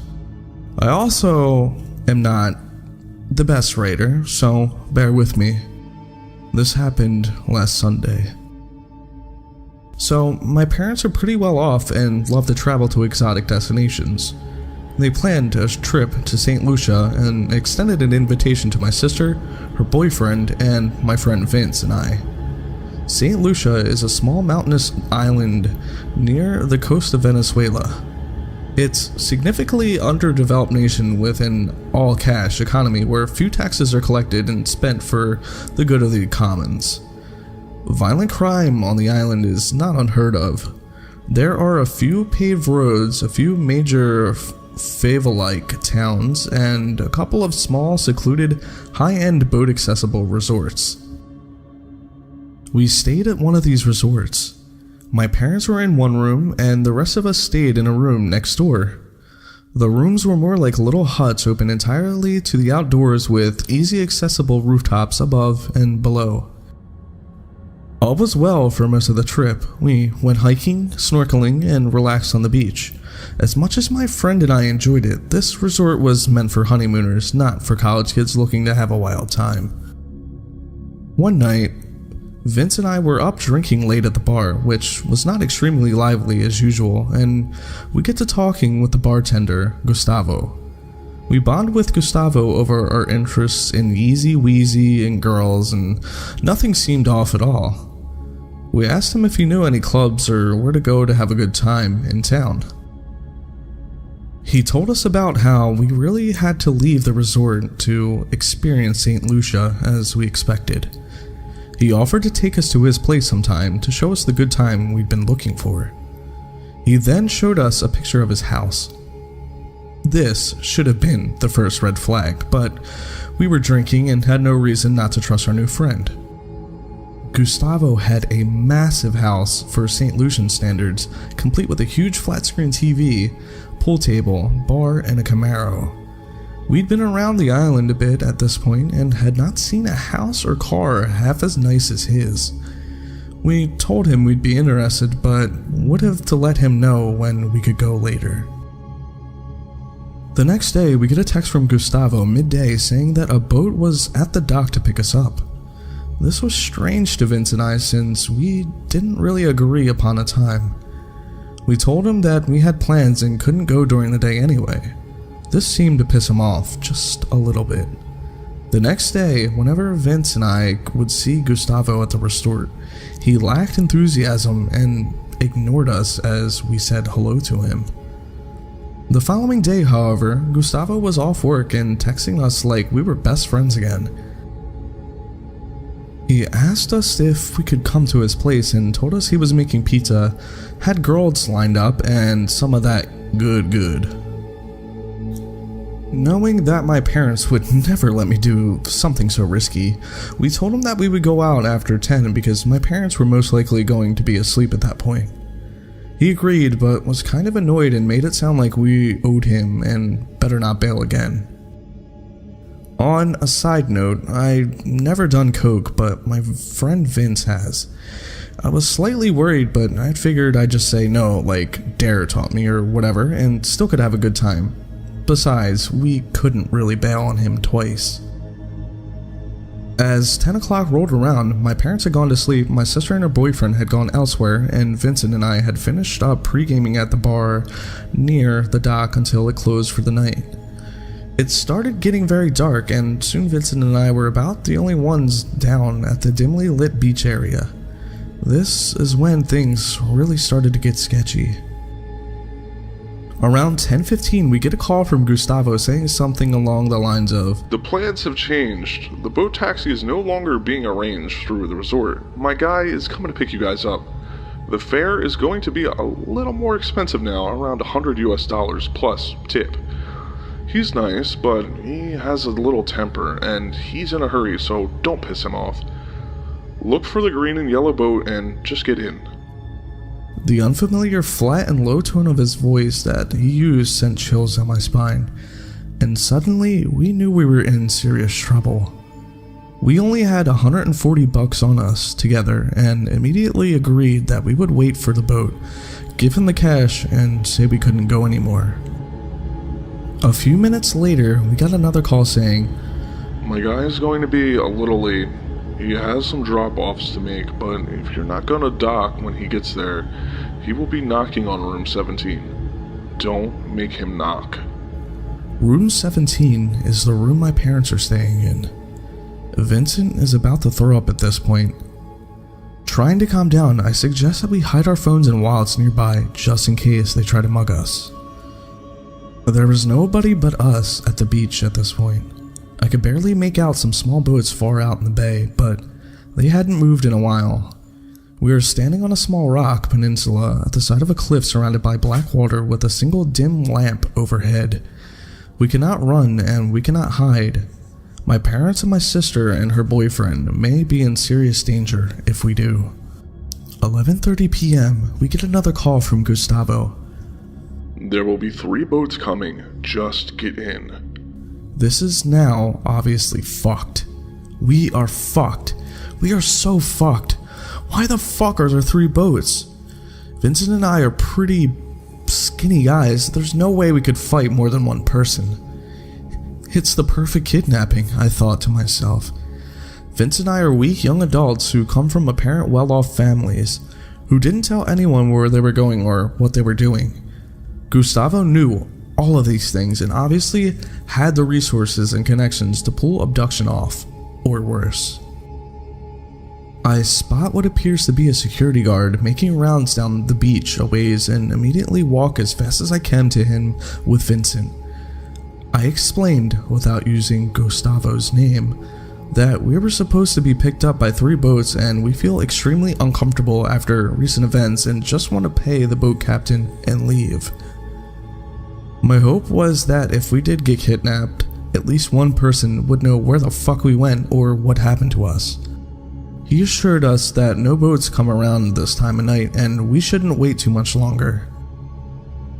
We walk not 100 feet before we get the single most chilling text I've ever read. Did you just talk to the security? Vince and I both froze and stared at each other for a few seconds. We decided to reply and said we were just chatting with him and heading back and that we can't go anymore because it's too late. He quickly replied, "Don't worry, haha." We replied, "Seriously, don't send the boats, we're not going anymore." Once again, his response was, "Don't worry, haha," followed by another "Don't worry, haha," and that was the last we heard of him. I've seen this shit in the movies. Coke dealers don't usually treat rats very nicely. Maybe Gustavo knew that I didn't use his name, and maybe that's why we were able to get out of that mess. Was the security guard in on it, or were we being watched the whole time? I will never know. Not knowing what to do, Vincent and I started climbing the few hundred stairs up to the mountain, back to our room with purpose. It was dark now, with the only occasional dim lamp along the way. Every single sound, every single movement in the surrounding jungle scared the living shit out of us. I've never felt this afraid in my entire life. We get back to the room, lock the door, and I go out to the patio, silently watch the climbable roofs like a fucking hawk. Vincent swears that he saw hands on the edge of the roof, but they were gone when I pointed my phone's flashlight at them. For the next 2 hours, I sat there, head on a swivel, ready to fucking scream to wake up my family and fight for my life. While freaking the fuck out, I saw a meteor burn up in the clear night sky, which was easily the highlight of my night. So that was pretty cool, I guess. Eventually, we figured it was over and went to bed. Relieved to wake up in the morning without my throat slit, I relaxed a bit. Luckily, we were checking out of the hotel at 11, so we wouldn't have to run into Gustavo again. Before leaving the resort, Vincent and I wandered down to the beach to kill some time. That's when 2 large native men that didn't appear to work at the resort approached us. The larger one said, Hey, are you the guys that were supposed to be on the boat last night? You know, Gustavo? I replied, no, trying my best to sound confused. How much longer are you guys staying? He asked. We're leaving in an hour, I replied. He looked at me with an "I know you're lying to me" face, held out his fist, grinned and said with a low voice, Safe trip home. I bumped his fist and walked away, trying to stay cool. It felt like everyone who worked at the resort was looking at us and whispering about us for the next hour. I just wanted to get the fuck out. I didn't feel safe until we made it to the hour drive to the airport and got through security. Gustavo and your friends? Let's not meet again.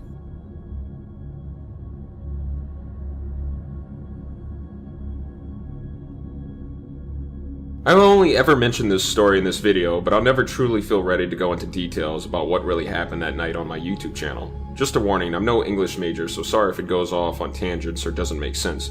but feel free to ask questions and I'll clear things up. Some names have been changed to protect the innocent. I was 18 at the time I got accepted into university. The same day, me and my then boyfriend got into a fight. I decided to have a few drinks with my cousin Becky, her boyfriend whom she had a child with, Eugene, his housemate, Ken, and the neighbor Hadley. Sounds like a safe scenario, right? Wrong. Around that night, we were all playing drinking games, and I thought I was having a ball in my best t-shirt without my boyfriend. This only being the second night I'd gone out since I'd moved out of my family's because of issues and only went to school, work, sports, school clubs, and the first night was going to my cousin's birthday. I noticed Ken kept staring at me the whole night, but I never tried anything, and Becky told me to stay away from him because he would sleep with anyone, including Hadley. I wasn't going to sleep with him because of a disagreement with my boyfriend. It got late. Becky asked if I wanted to stay at Dad's house while she was away or sleep in the spare room. I told her I felt a lot safer if I slept in the same room with her and Eugene, since I always got a creepy vibe in the spare room since it was small, cold, and cramped. My half-sister used to have the house before my cousin got it, and it used to be my half-sister's room. That was also where I watched The Exorcist. I didn't feel safe sleeping alone in my dad's house. Ken and Hadley slept on the couch. I noticed Ken kept following me around all night, making derogatory remarks. Later on in the night, Ken started licking and sucking on my feet and toes, and tries to move up. I'm paralyzed with fear because I only had one incident where I had almost gotten raped. Again, the first time I thought it was a safe environment with family. He tries to move up my leg. I pretend I'm trying to toss and turn and cover up my zipper of my pants. But he forcefully and quietly moves my hand away and goes back to sucking and licking on my feet. Eventually goes back to Hadley. I hear her giggling. Prepare myself for the worst and think if he comes back in here, I'll wake up my cousin. Of course he comes back in. I nudge and shove and shake my cousin's arm quietly, fearing Ken would do something violent if he found out. Turned out to be Eugene's. He grabs my hand, I squeeze it tightly, once again tossing and turning so Ken doesn't travel any further up my feet. Eugene apologizes when Ken leaves and tells him he didn't do anything and feels guilty. Maybe it's because Ken was bigger than him and he was under the influence of drugs. I didn't know he did crystal meth until later, but Eugene says he'll say something if he came back in. Yep, and he did. Eugene asks, "What the fuck are you doing in my room?" Ken nervously musters up an, "Oh, I'm sorry," and quickly walks off. This is now dawnbreak. Eugene profusely apologizes when I told him he could have woken up Becky. Then Eugene grabs my hand and I feel something erect. I pull my hand away. He tries it again. I move my hand away and tell him I gotta go back to my house. I take the longest shower of my life. Then I couldn't even wash the disgusting feeling I felt. I walked back to my home. I'm greeted with why it's my fault and I should have never left or fought or an argument, unfinished business with my boyfriend's mom. I burst out crying, tell her everything for the first time. She hugs me. They call the police and report both of them. I never went to work that day. Around then, Ken decides to quickly move the fuck out. Eugene and Becky are confused and ask my cousin if it wasn't touching what I think it was, what the fuck was I touching then? That was so important that I had to remove my hands twice. Eugene wanted to talk to me, one-on-one, but I refused. 2 weeks and 2 days later, he hangs himself, writes a letter to my cousin. I had no idea I was actually at my dad's house at the time after another argument with my boyfriend. Eugene only lives next door. His workmates actually found him when he didn't show up to work for 2 to 3 days. My dad tricked me into going to Thailand, said it was my fault I almost got raped. He drugged me. I'll never know if this was true. Against my will, the police decided to drop the charges since I was living in another country. That was 7 years ago, I gotta say. Ken does a damn good job at hiding his tracks. While I was writing this story, I did manage to find his Facebook. Please do not mention that you found this story out of respect for my family, in case he finds my YouTube channel or Facebook and intends to hurt me. If you do, you're giving the perpetrator fuel and just as bad. I'm living in another country, but I'm still terrified of him in some ways, if he can get away with it once. I feel this sickening and horrifying sense of guilt about Eugene, since I was the one that reported him. I was responsible for his death. He was my niece's father. I love her so much, but I'll always be reminded for taking her dad away from her. Here's his Facebook. Worse has already been done to him, so don't try anything malicious. Months later in 2010, I was on visit to New Zealand. I found out the day we met Ken, he was staring at Becky. One day while she was sleeping in the same bed with Eugene, he was just staring at her. She woke up. She got lucky. I have to wonder how much worse the situation would have gotten if I slept in the spare room or went back to my house all alone. The moral of this story is no matter how safe or careful you are in an environment, you can never truly be sure, and people you think you can trust can be turned in a heartbeat.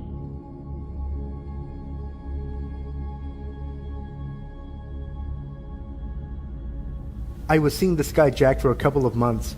and when I broke it off, I thought he was okay with it. He took it well, said he'd see me around, and we went our separate ways. I lived on a dead-end street at the very end of the street. I had huge windows and knew my neighbors' cars, and I knew Jack's car. About a week after we broke up, I started to see Jack drive by my apartment and quickly pull into the back parking lot that went the whole block, parallel to the street. Sometimes I would walk outside and see his car parked at the end of the street. I once circled the block and came up to his car and asked, "What the fuck are you doing here?" His response was something along the lines of, "Just seeing if you were home."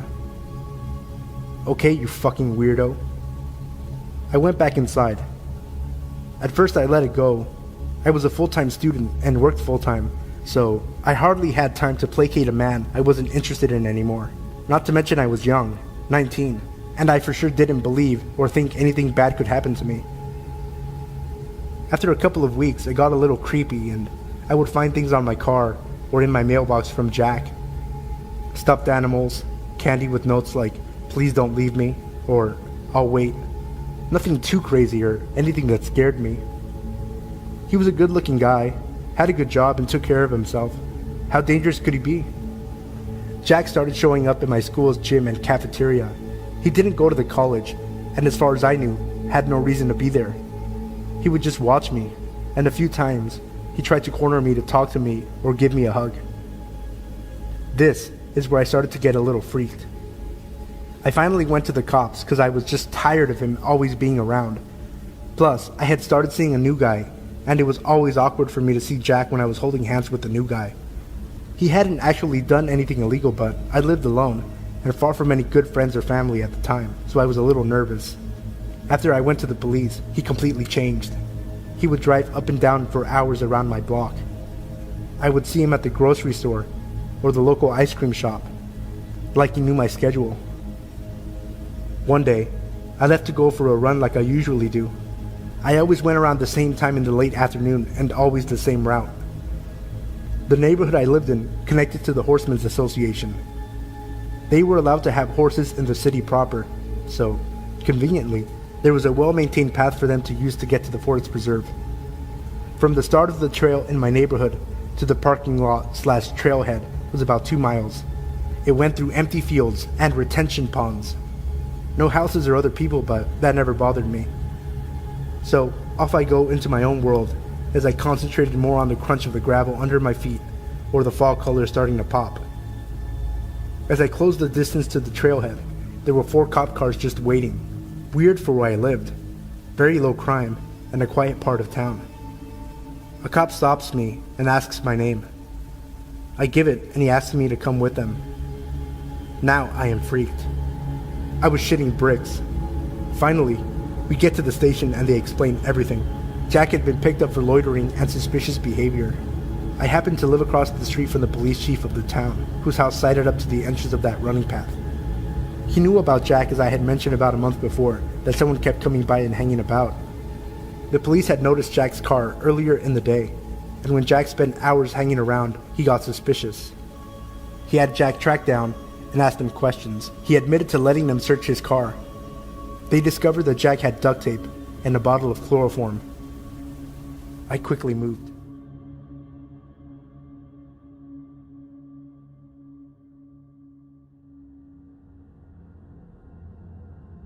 This happened about a year ago in Seattle.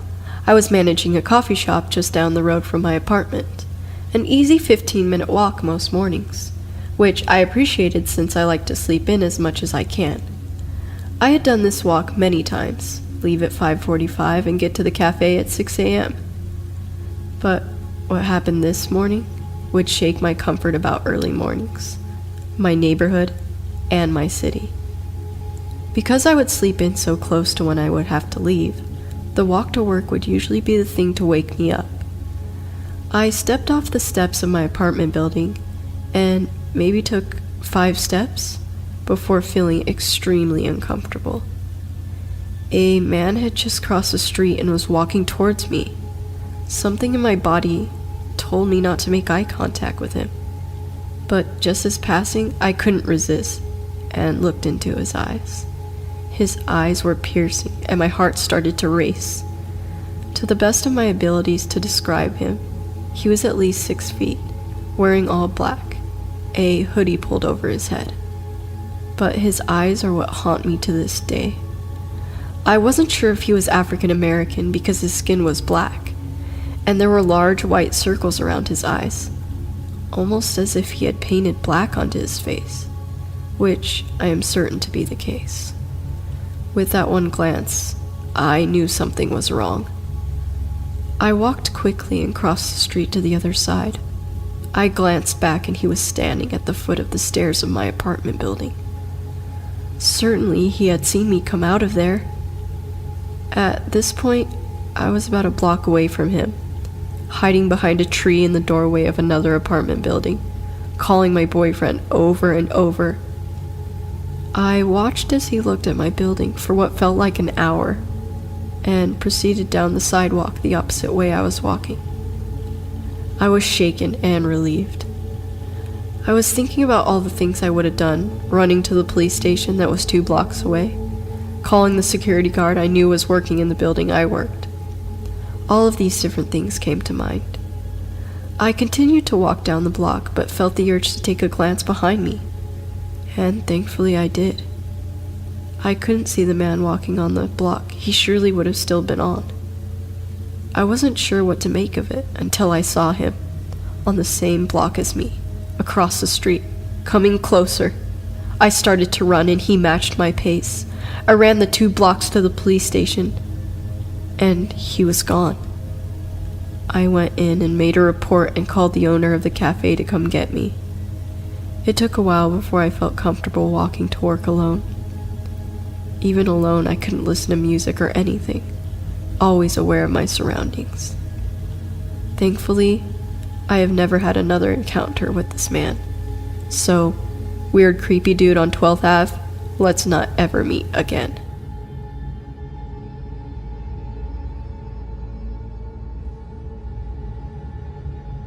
I've posted this story on Ask Reddit, but came across this sub and thought it would fit in.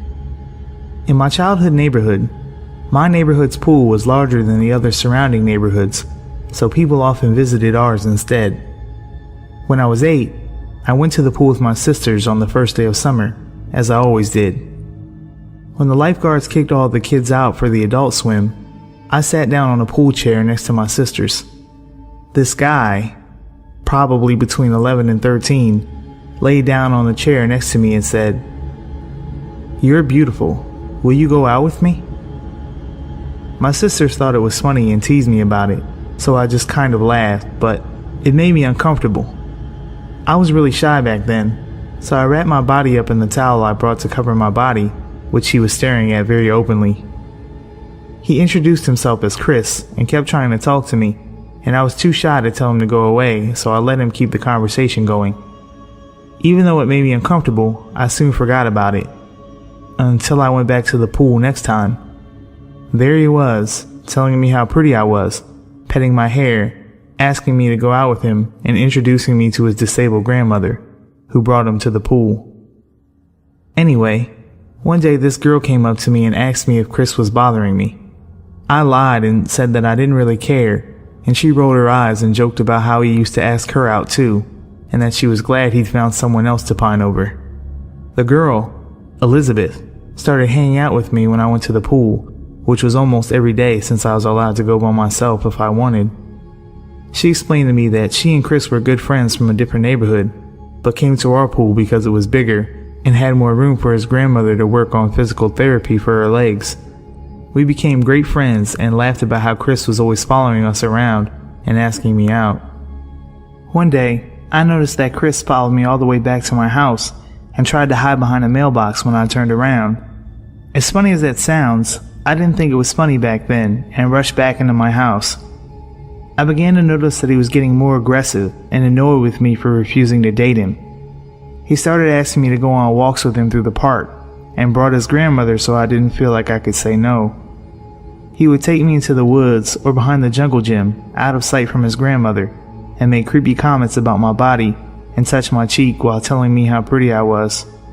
He'd pet my hair and try to bounce the curls, like stretching out a spring and watching it curl up again, His grandmother would offer to let me sit on her lap during these walks while she controlled her wheelchair, which made me feel really uncomfortable because I didn't know her well, and being a stupid, ignorant 8-year-old, I thought her atrophied legs were a little gross. He continued to follow me home, even when I took shortcuts through the woods or the long way that led in circles. His presence began to make me nervous because I wasn't sure what would happen if I continued to turn him down. I started avoiding the pool when his grandmother's handicap van was there, but I'm pretty sure he just fixed that by showing up later than usual, so I'd already be there when he arrived. All of my friends, including Elizabeth, thought it was so funny, so I never told them I didn't want to go to the pool anymore and never brought it up to my sisters or parents. So if someone asked me to go with them, I'd just go and hope he wasn't there. Finally, during the last week the pool was open, I went to the bathroom. The bathrooms are a bit off to the side of the pool and closed off with a large heavy metal door, so kids don't sneak in and vandalize it at night. The second I entered, the door shut behind me and the lights turned off. Then I heard Chris say, "I'm not letting you out until you agree to go out with me," and he locked the door. The bathroom was cold and pitch black, and I was terrified of the dark at the time. The tile was that disgusting, slimy, wet feeling that tile gets when it's wet, with bits of dirt and sand on it, which is why I never liked going in there in the first place.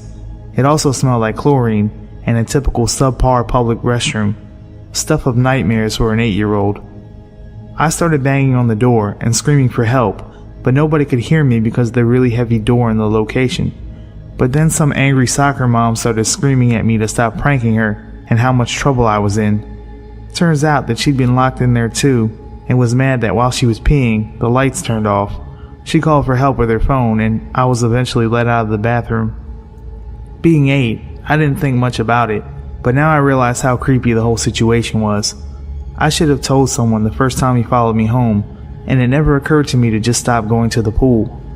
The lifeguard stopped allowing people from other neighborhoods due to an unrelated series of break-ins, and I'd heard that he was banned from the pool for locking me and the mom in the bathroom. But the next summer, I saw a boy who looked just like Chris but taller and with blonde streaks dyed into his hair. It might have been his brother or a spot-on look-alike, but I never went to that pool again after that, and I never met Chris or Elizabeth again.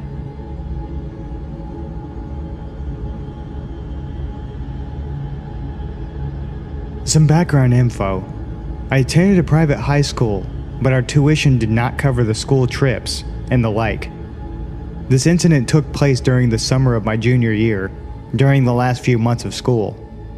During high school, I was part of the Language National Honor Society, a club that will only let you in if you have an A and are overall level 3 years of language study in a non-English language.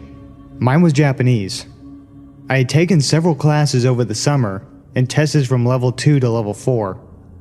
I was ecstatic to join the club and do all the activities advertised, including traveling to our respective countries of study.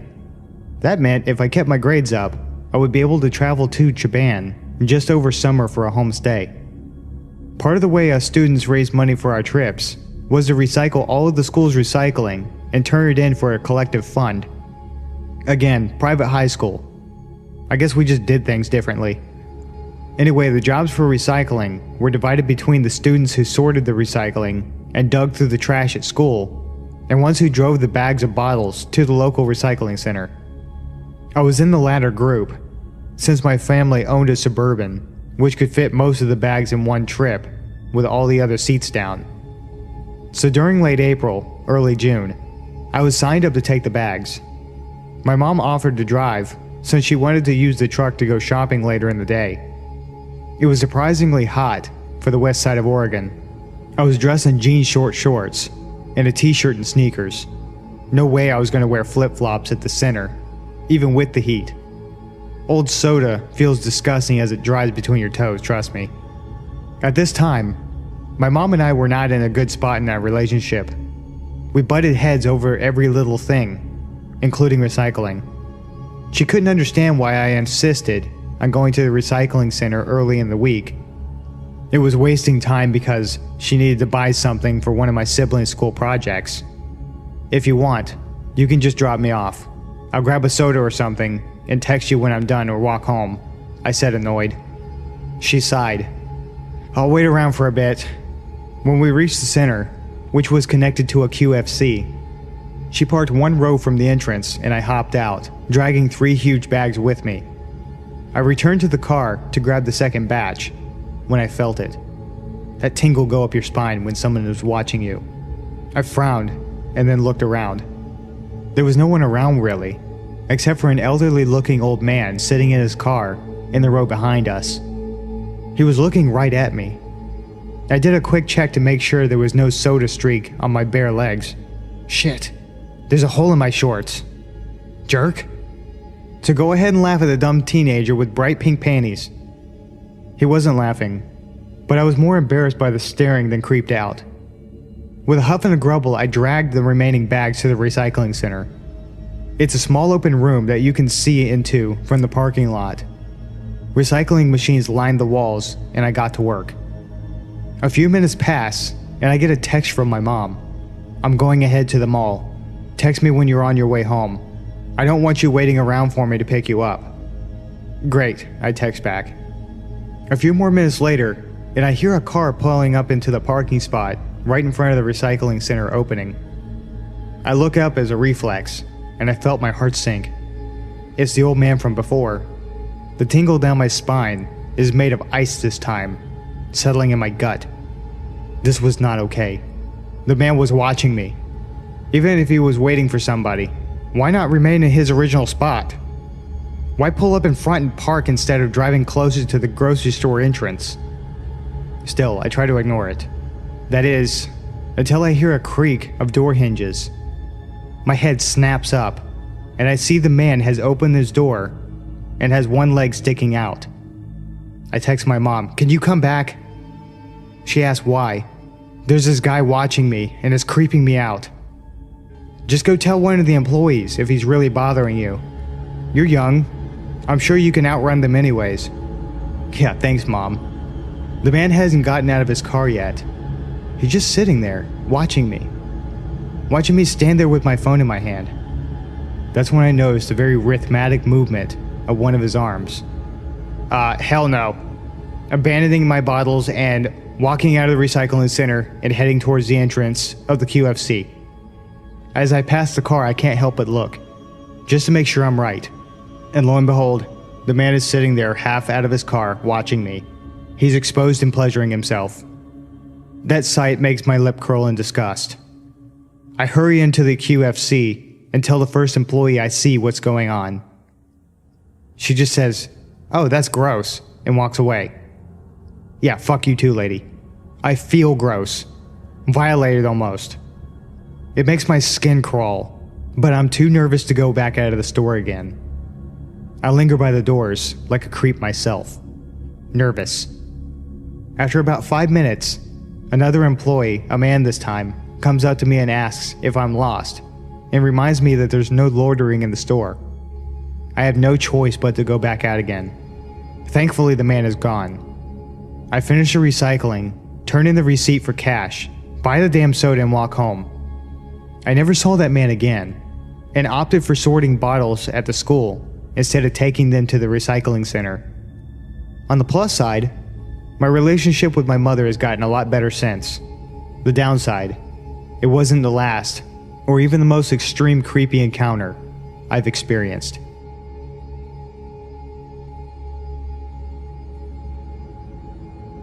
When I was a sophomore in college, I lived in a small but beautiful historic studio apartment in a small East Coast city that had somewhat of a good reputation for crime or danger.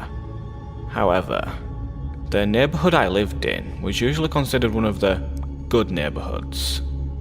It was close to the city's university and was mostly students living there, especially on the street my building was on.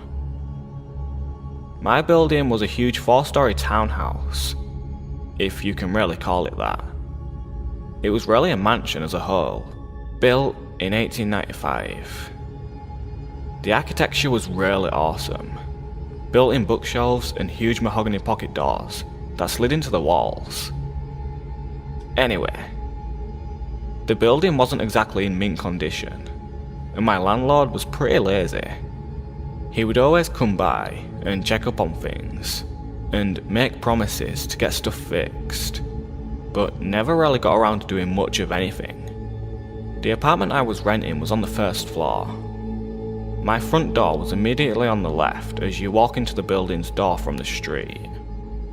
This door, the building's front door, which from the street opened to a small lobby area with only one door in it, mine, and a staircase to the other apartments upstairs, was huge and heavy and was never locked. In fact, you couldn't lock it. And in fact, it didn't even close all the way. So basically, the door to my apartment was open to the street. I asked my landlord countless times to please do something about the front door, but he never did anything. Well, one night, I was getting home from work and it was very late, about 3:45 AM. I worked as a pizza delivery driver at a place that was open really late every night. And I was just sitting on my couch watching a little TV before I went to bed. I had also gotten totally naked, something I truly loved being able to do, considering I lived alone. Haha. Anyway, not even 10 minutes since I'd gotten home and sat down, I heard 3 slow knocks at my door.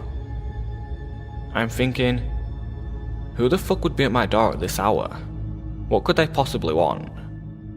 Why didn't I hear the building's front door open like I normally do? Young and naive, I was half scared and half intrigued. I put a robe on and slowly crept towards the door, which, by the way, was literally right next to the couch where I was sitting. At this point in time, my door didn't have a peephole, so I just had to kind of take a leap of faith and open the door. When I did, a tall, emaciated, middle-aged man stood staring down at me with low eyes and a grin. He was wearing all black, many layers, and a big black trench coat. The first thing he said was, "Can I come in?" With the door barely open, I got a deep pit in my stomach and just went, no man, what's up? He just stared into my eyes for a second, clearly disappointed, and then said, "I've seen you around," and started to grin again. The pit in my stomach had evolved into a churning sensation, and I was starting to get nauseous. "Yeah, I've been watching you, and I like the way you look," he said.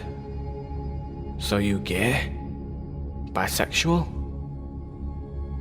I was just like, "I dunno, but it's late and I'm going to bed. Bye." He kind of nodded and lingered for a second, as did I, watching to make sure I saw him leave the building. Once he did, I closed the door, locked it, and stood with my hand still on the knob for a good minute at least. After I snapped out of my shock, I ran over to my couch and pushed it up against the door.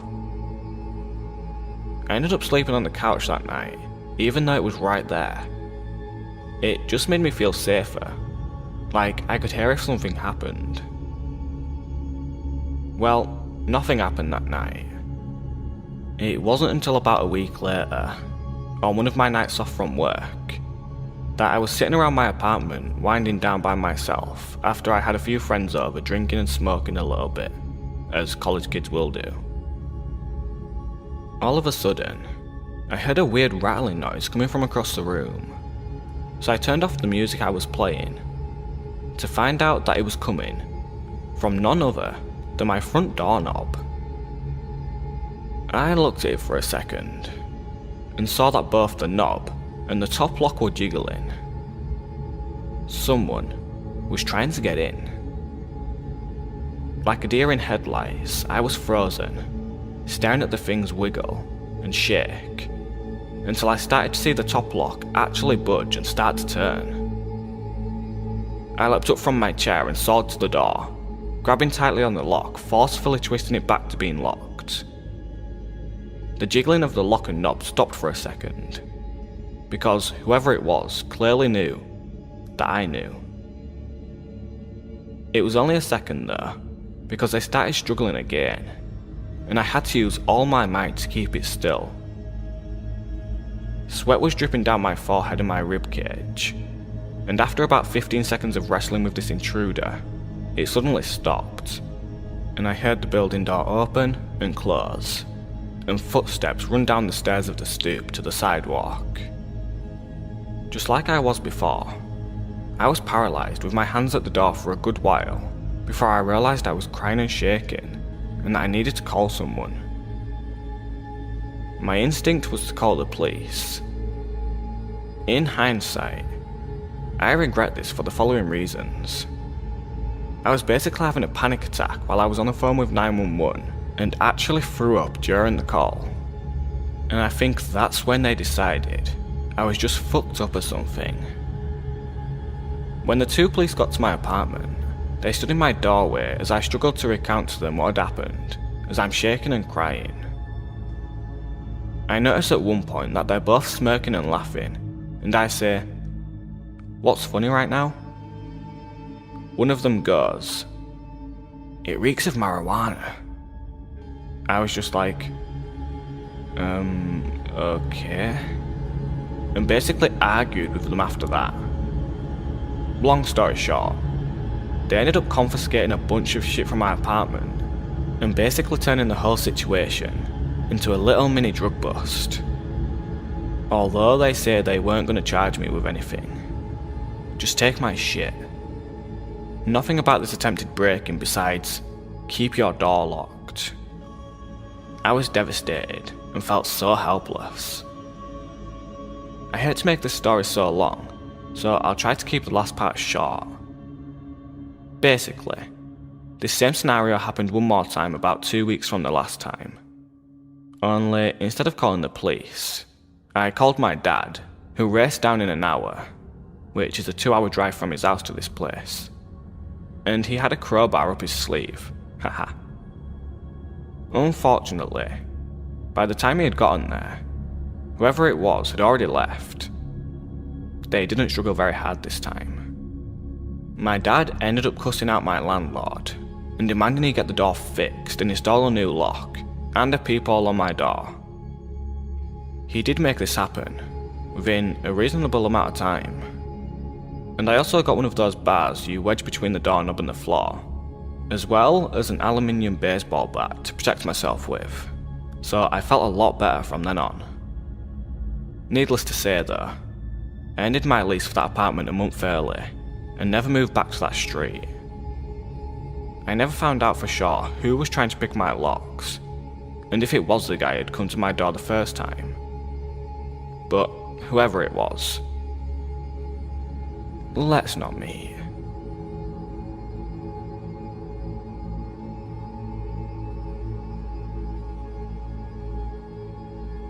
When I was a sophomore in college, I lived in a small but beautiful historic studio apartment in a small East Coast city that had somewhat of a reputation for crime and danger. However, the neighborhood I lived in was usually considered one of the good neighborhoods. It was close to the city's university and was mostly students living there, especially on the street my building was on. My building was a huge 4-story townhouse, if you can really call it that. It was really a mansion as a whole, built in 1895. The architecture was really awesome. Built-in bookshelves and huge mahogany pocket doors that slid into the walls. Anyway, the building wasn't exactly in mint condition and my landlord was pretty lazy. He would always come by and check up on things and make promises to get stuff fixed, but never really got around to doing much of anything. The apartment I was renting was on the first floor. My front door immediately on the left as you walked in the building's door to the street. This door, the building's front door, which from the street opened to a small lobby area, with only one door in it, mine, and a staircase to the other apartments upstairs was huge and heavy and never locked. In fact, you couldn't lock it, and in fact, it didn't even close all the way. So basically, the door to my apartment was open to the street. I asked my landlord countless times to please do something about the front door, but he never did anything. Well, one night I was getting home from work and it was very late, about 3:45 a.m. I worked as a pizza delivery driver at a place that was open really late every night. And I was just sitting on my couch watching a little TV before I went to bed. I had also gotten totally naked, something I truly loved being able to do considering I lived alone. Anyway, not 10 minutes since I'd gotten home and sat down, I hear 3 slow knocks at my door. I'm thinking, who the fuck would be at my door at this hour? What could they possibly want? Why didn't I hear the building's front door open like I normally do? Young and naive, I was half scared and half intrigued. I put a robe on and slowly crept towards the door, which by the way was literally right next to the couch where I was sitting. At this point in time, my door didn't have a peephole, so I just had to kind of take a leap of faith and open the door. And when I did, a tall, emaciated, middle-aged man stood staring down at me with low eyes and a grin. He was wearing all black, many layers, and a big black trench coat.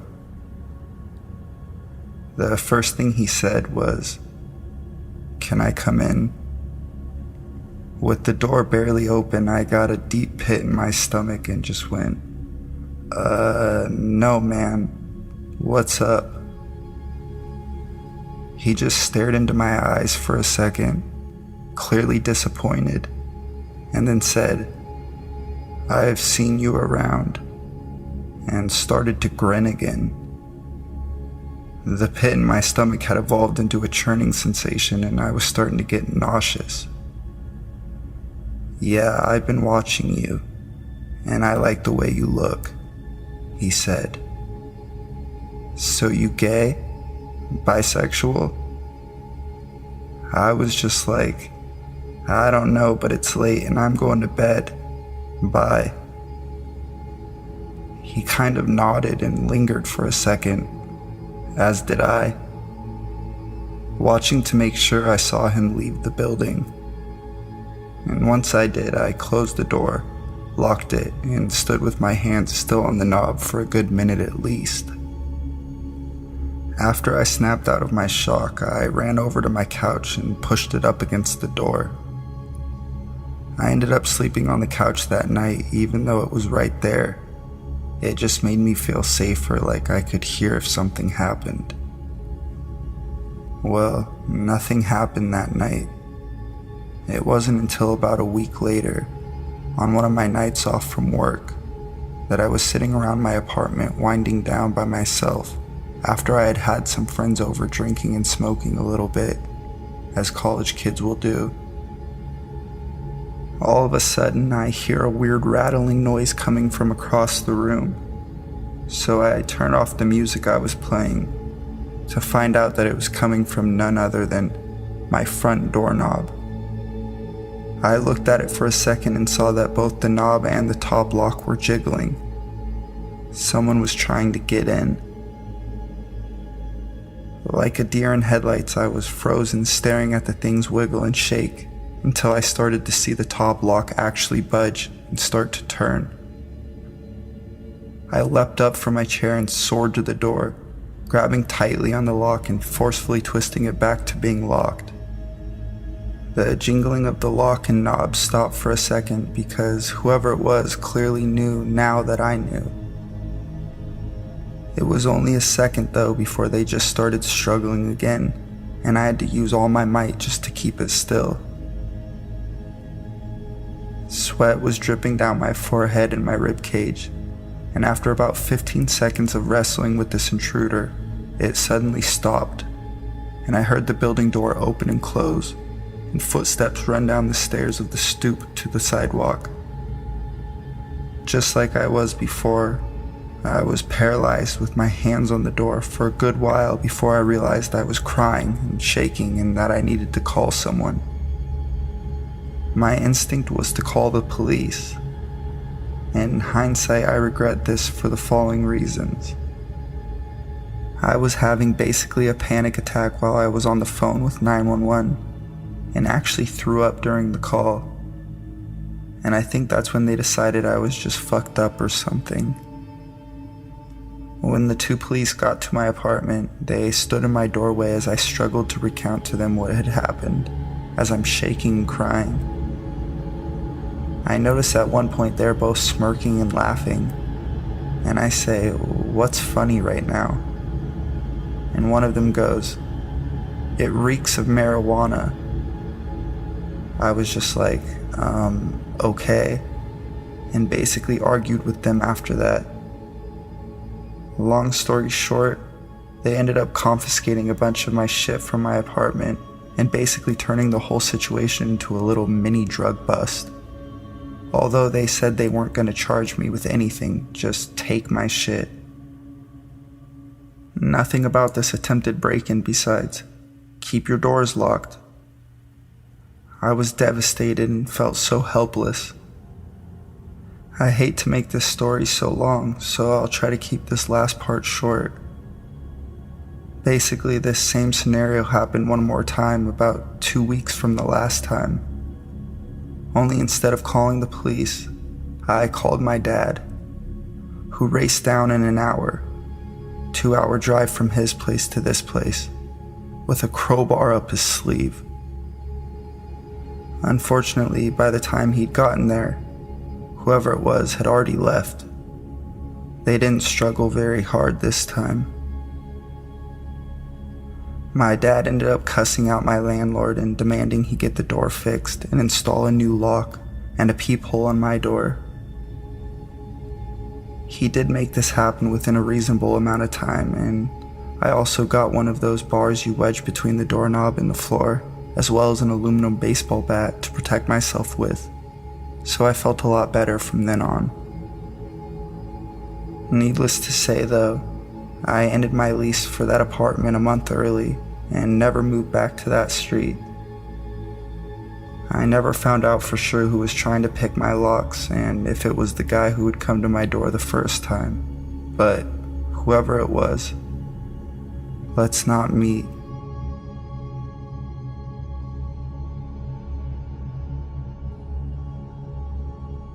This took place several years ago, when I was 18, freshly enrolled in college. I grew up in an extremely strict household, Asian female by the way. My parents set my curfew at 8 p.m. I wasn't allowed to drive at night or go to parties, etc., all because my family was convinced that all of these situations led to rape. Anyway, you could see how I once moved out of the house, I was relished in my opportunity to exercise my new freedom and independence. One night around 11 p.m. I got super hungry and had a real craving for Arby's roast beef sandwich. My roommate was tired and didn't want to go with me, so I hopped in my car and decided to go make a quick trip by myself. To get to Arby's, I had to take a stretch of the road that was really secluded and not well lit, of course at the time of night. There were barely any cars on the road. At the stoplight just a few blocks away from the Arby's, I was the third car waiting at the red light. Car A was very front, Car B was behind it, and I was behind Car B. There was a last car, Car C, that's behind me. All of a sudden, I guess he must have thought that the light turned, but is still red. The car in front of me stepped on the gas and lurched forward, tapping into the back of the car in front of him.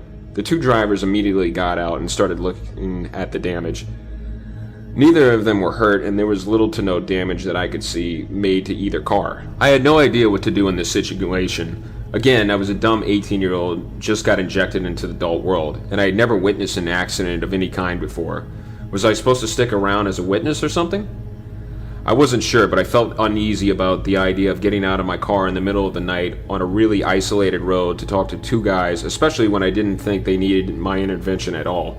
Again, it was a super minor fender bender, and they were talking really civilly, though they didn't move their cars.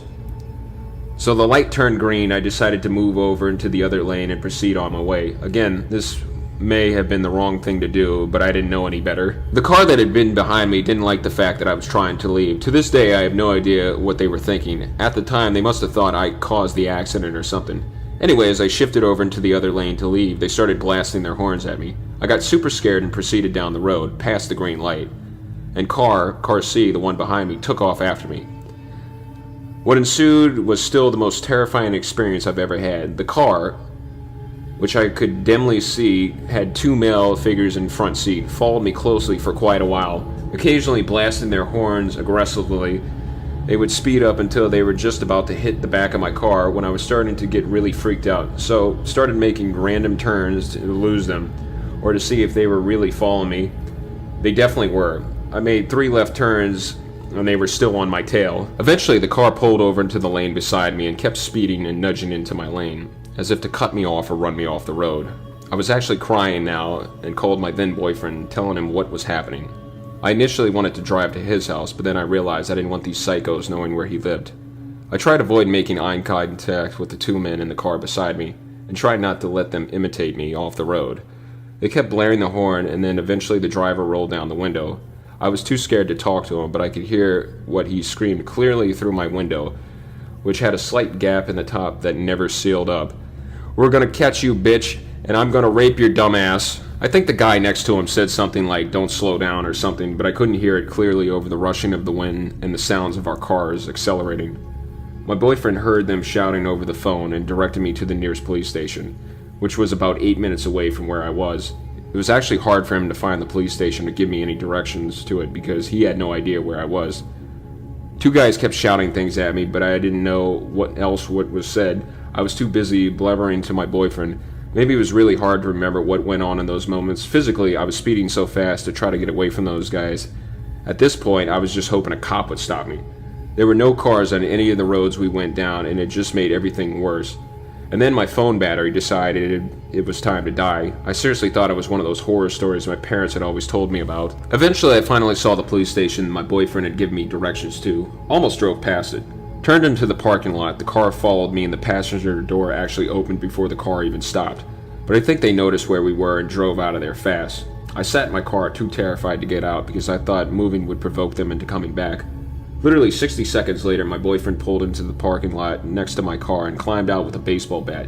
He held me for a little while, and then a cop, who was pulling into the lot or something coming out of the building, approached us and asked if everything was okay. Turns out that the car had tailed me fit the description of a car that had apparently scared a girl so badly, same type of thing, late night, empty road, lone driver, super aggressive driving, and screaming, that she had crashed her car into a tree divider trying to get away from those guys.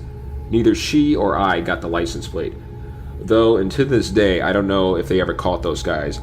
I don't know what kind of human being gets their kicks out of terrorizing female drivers late at night on the road, but whoever they were, fuck those guys. I hope someone somewhere managed to put a stop to them.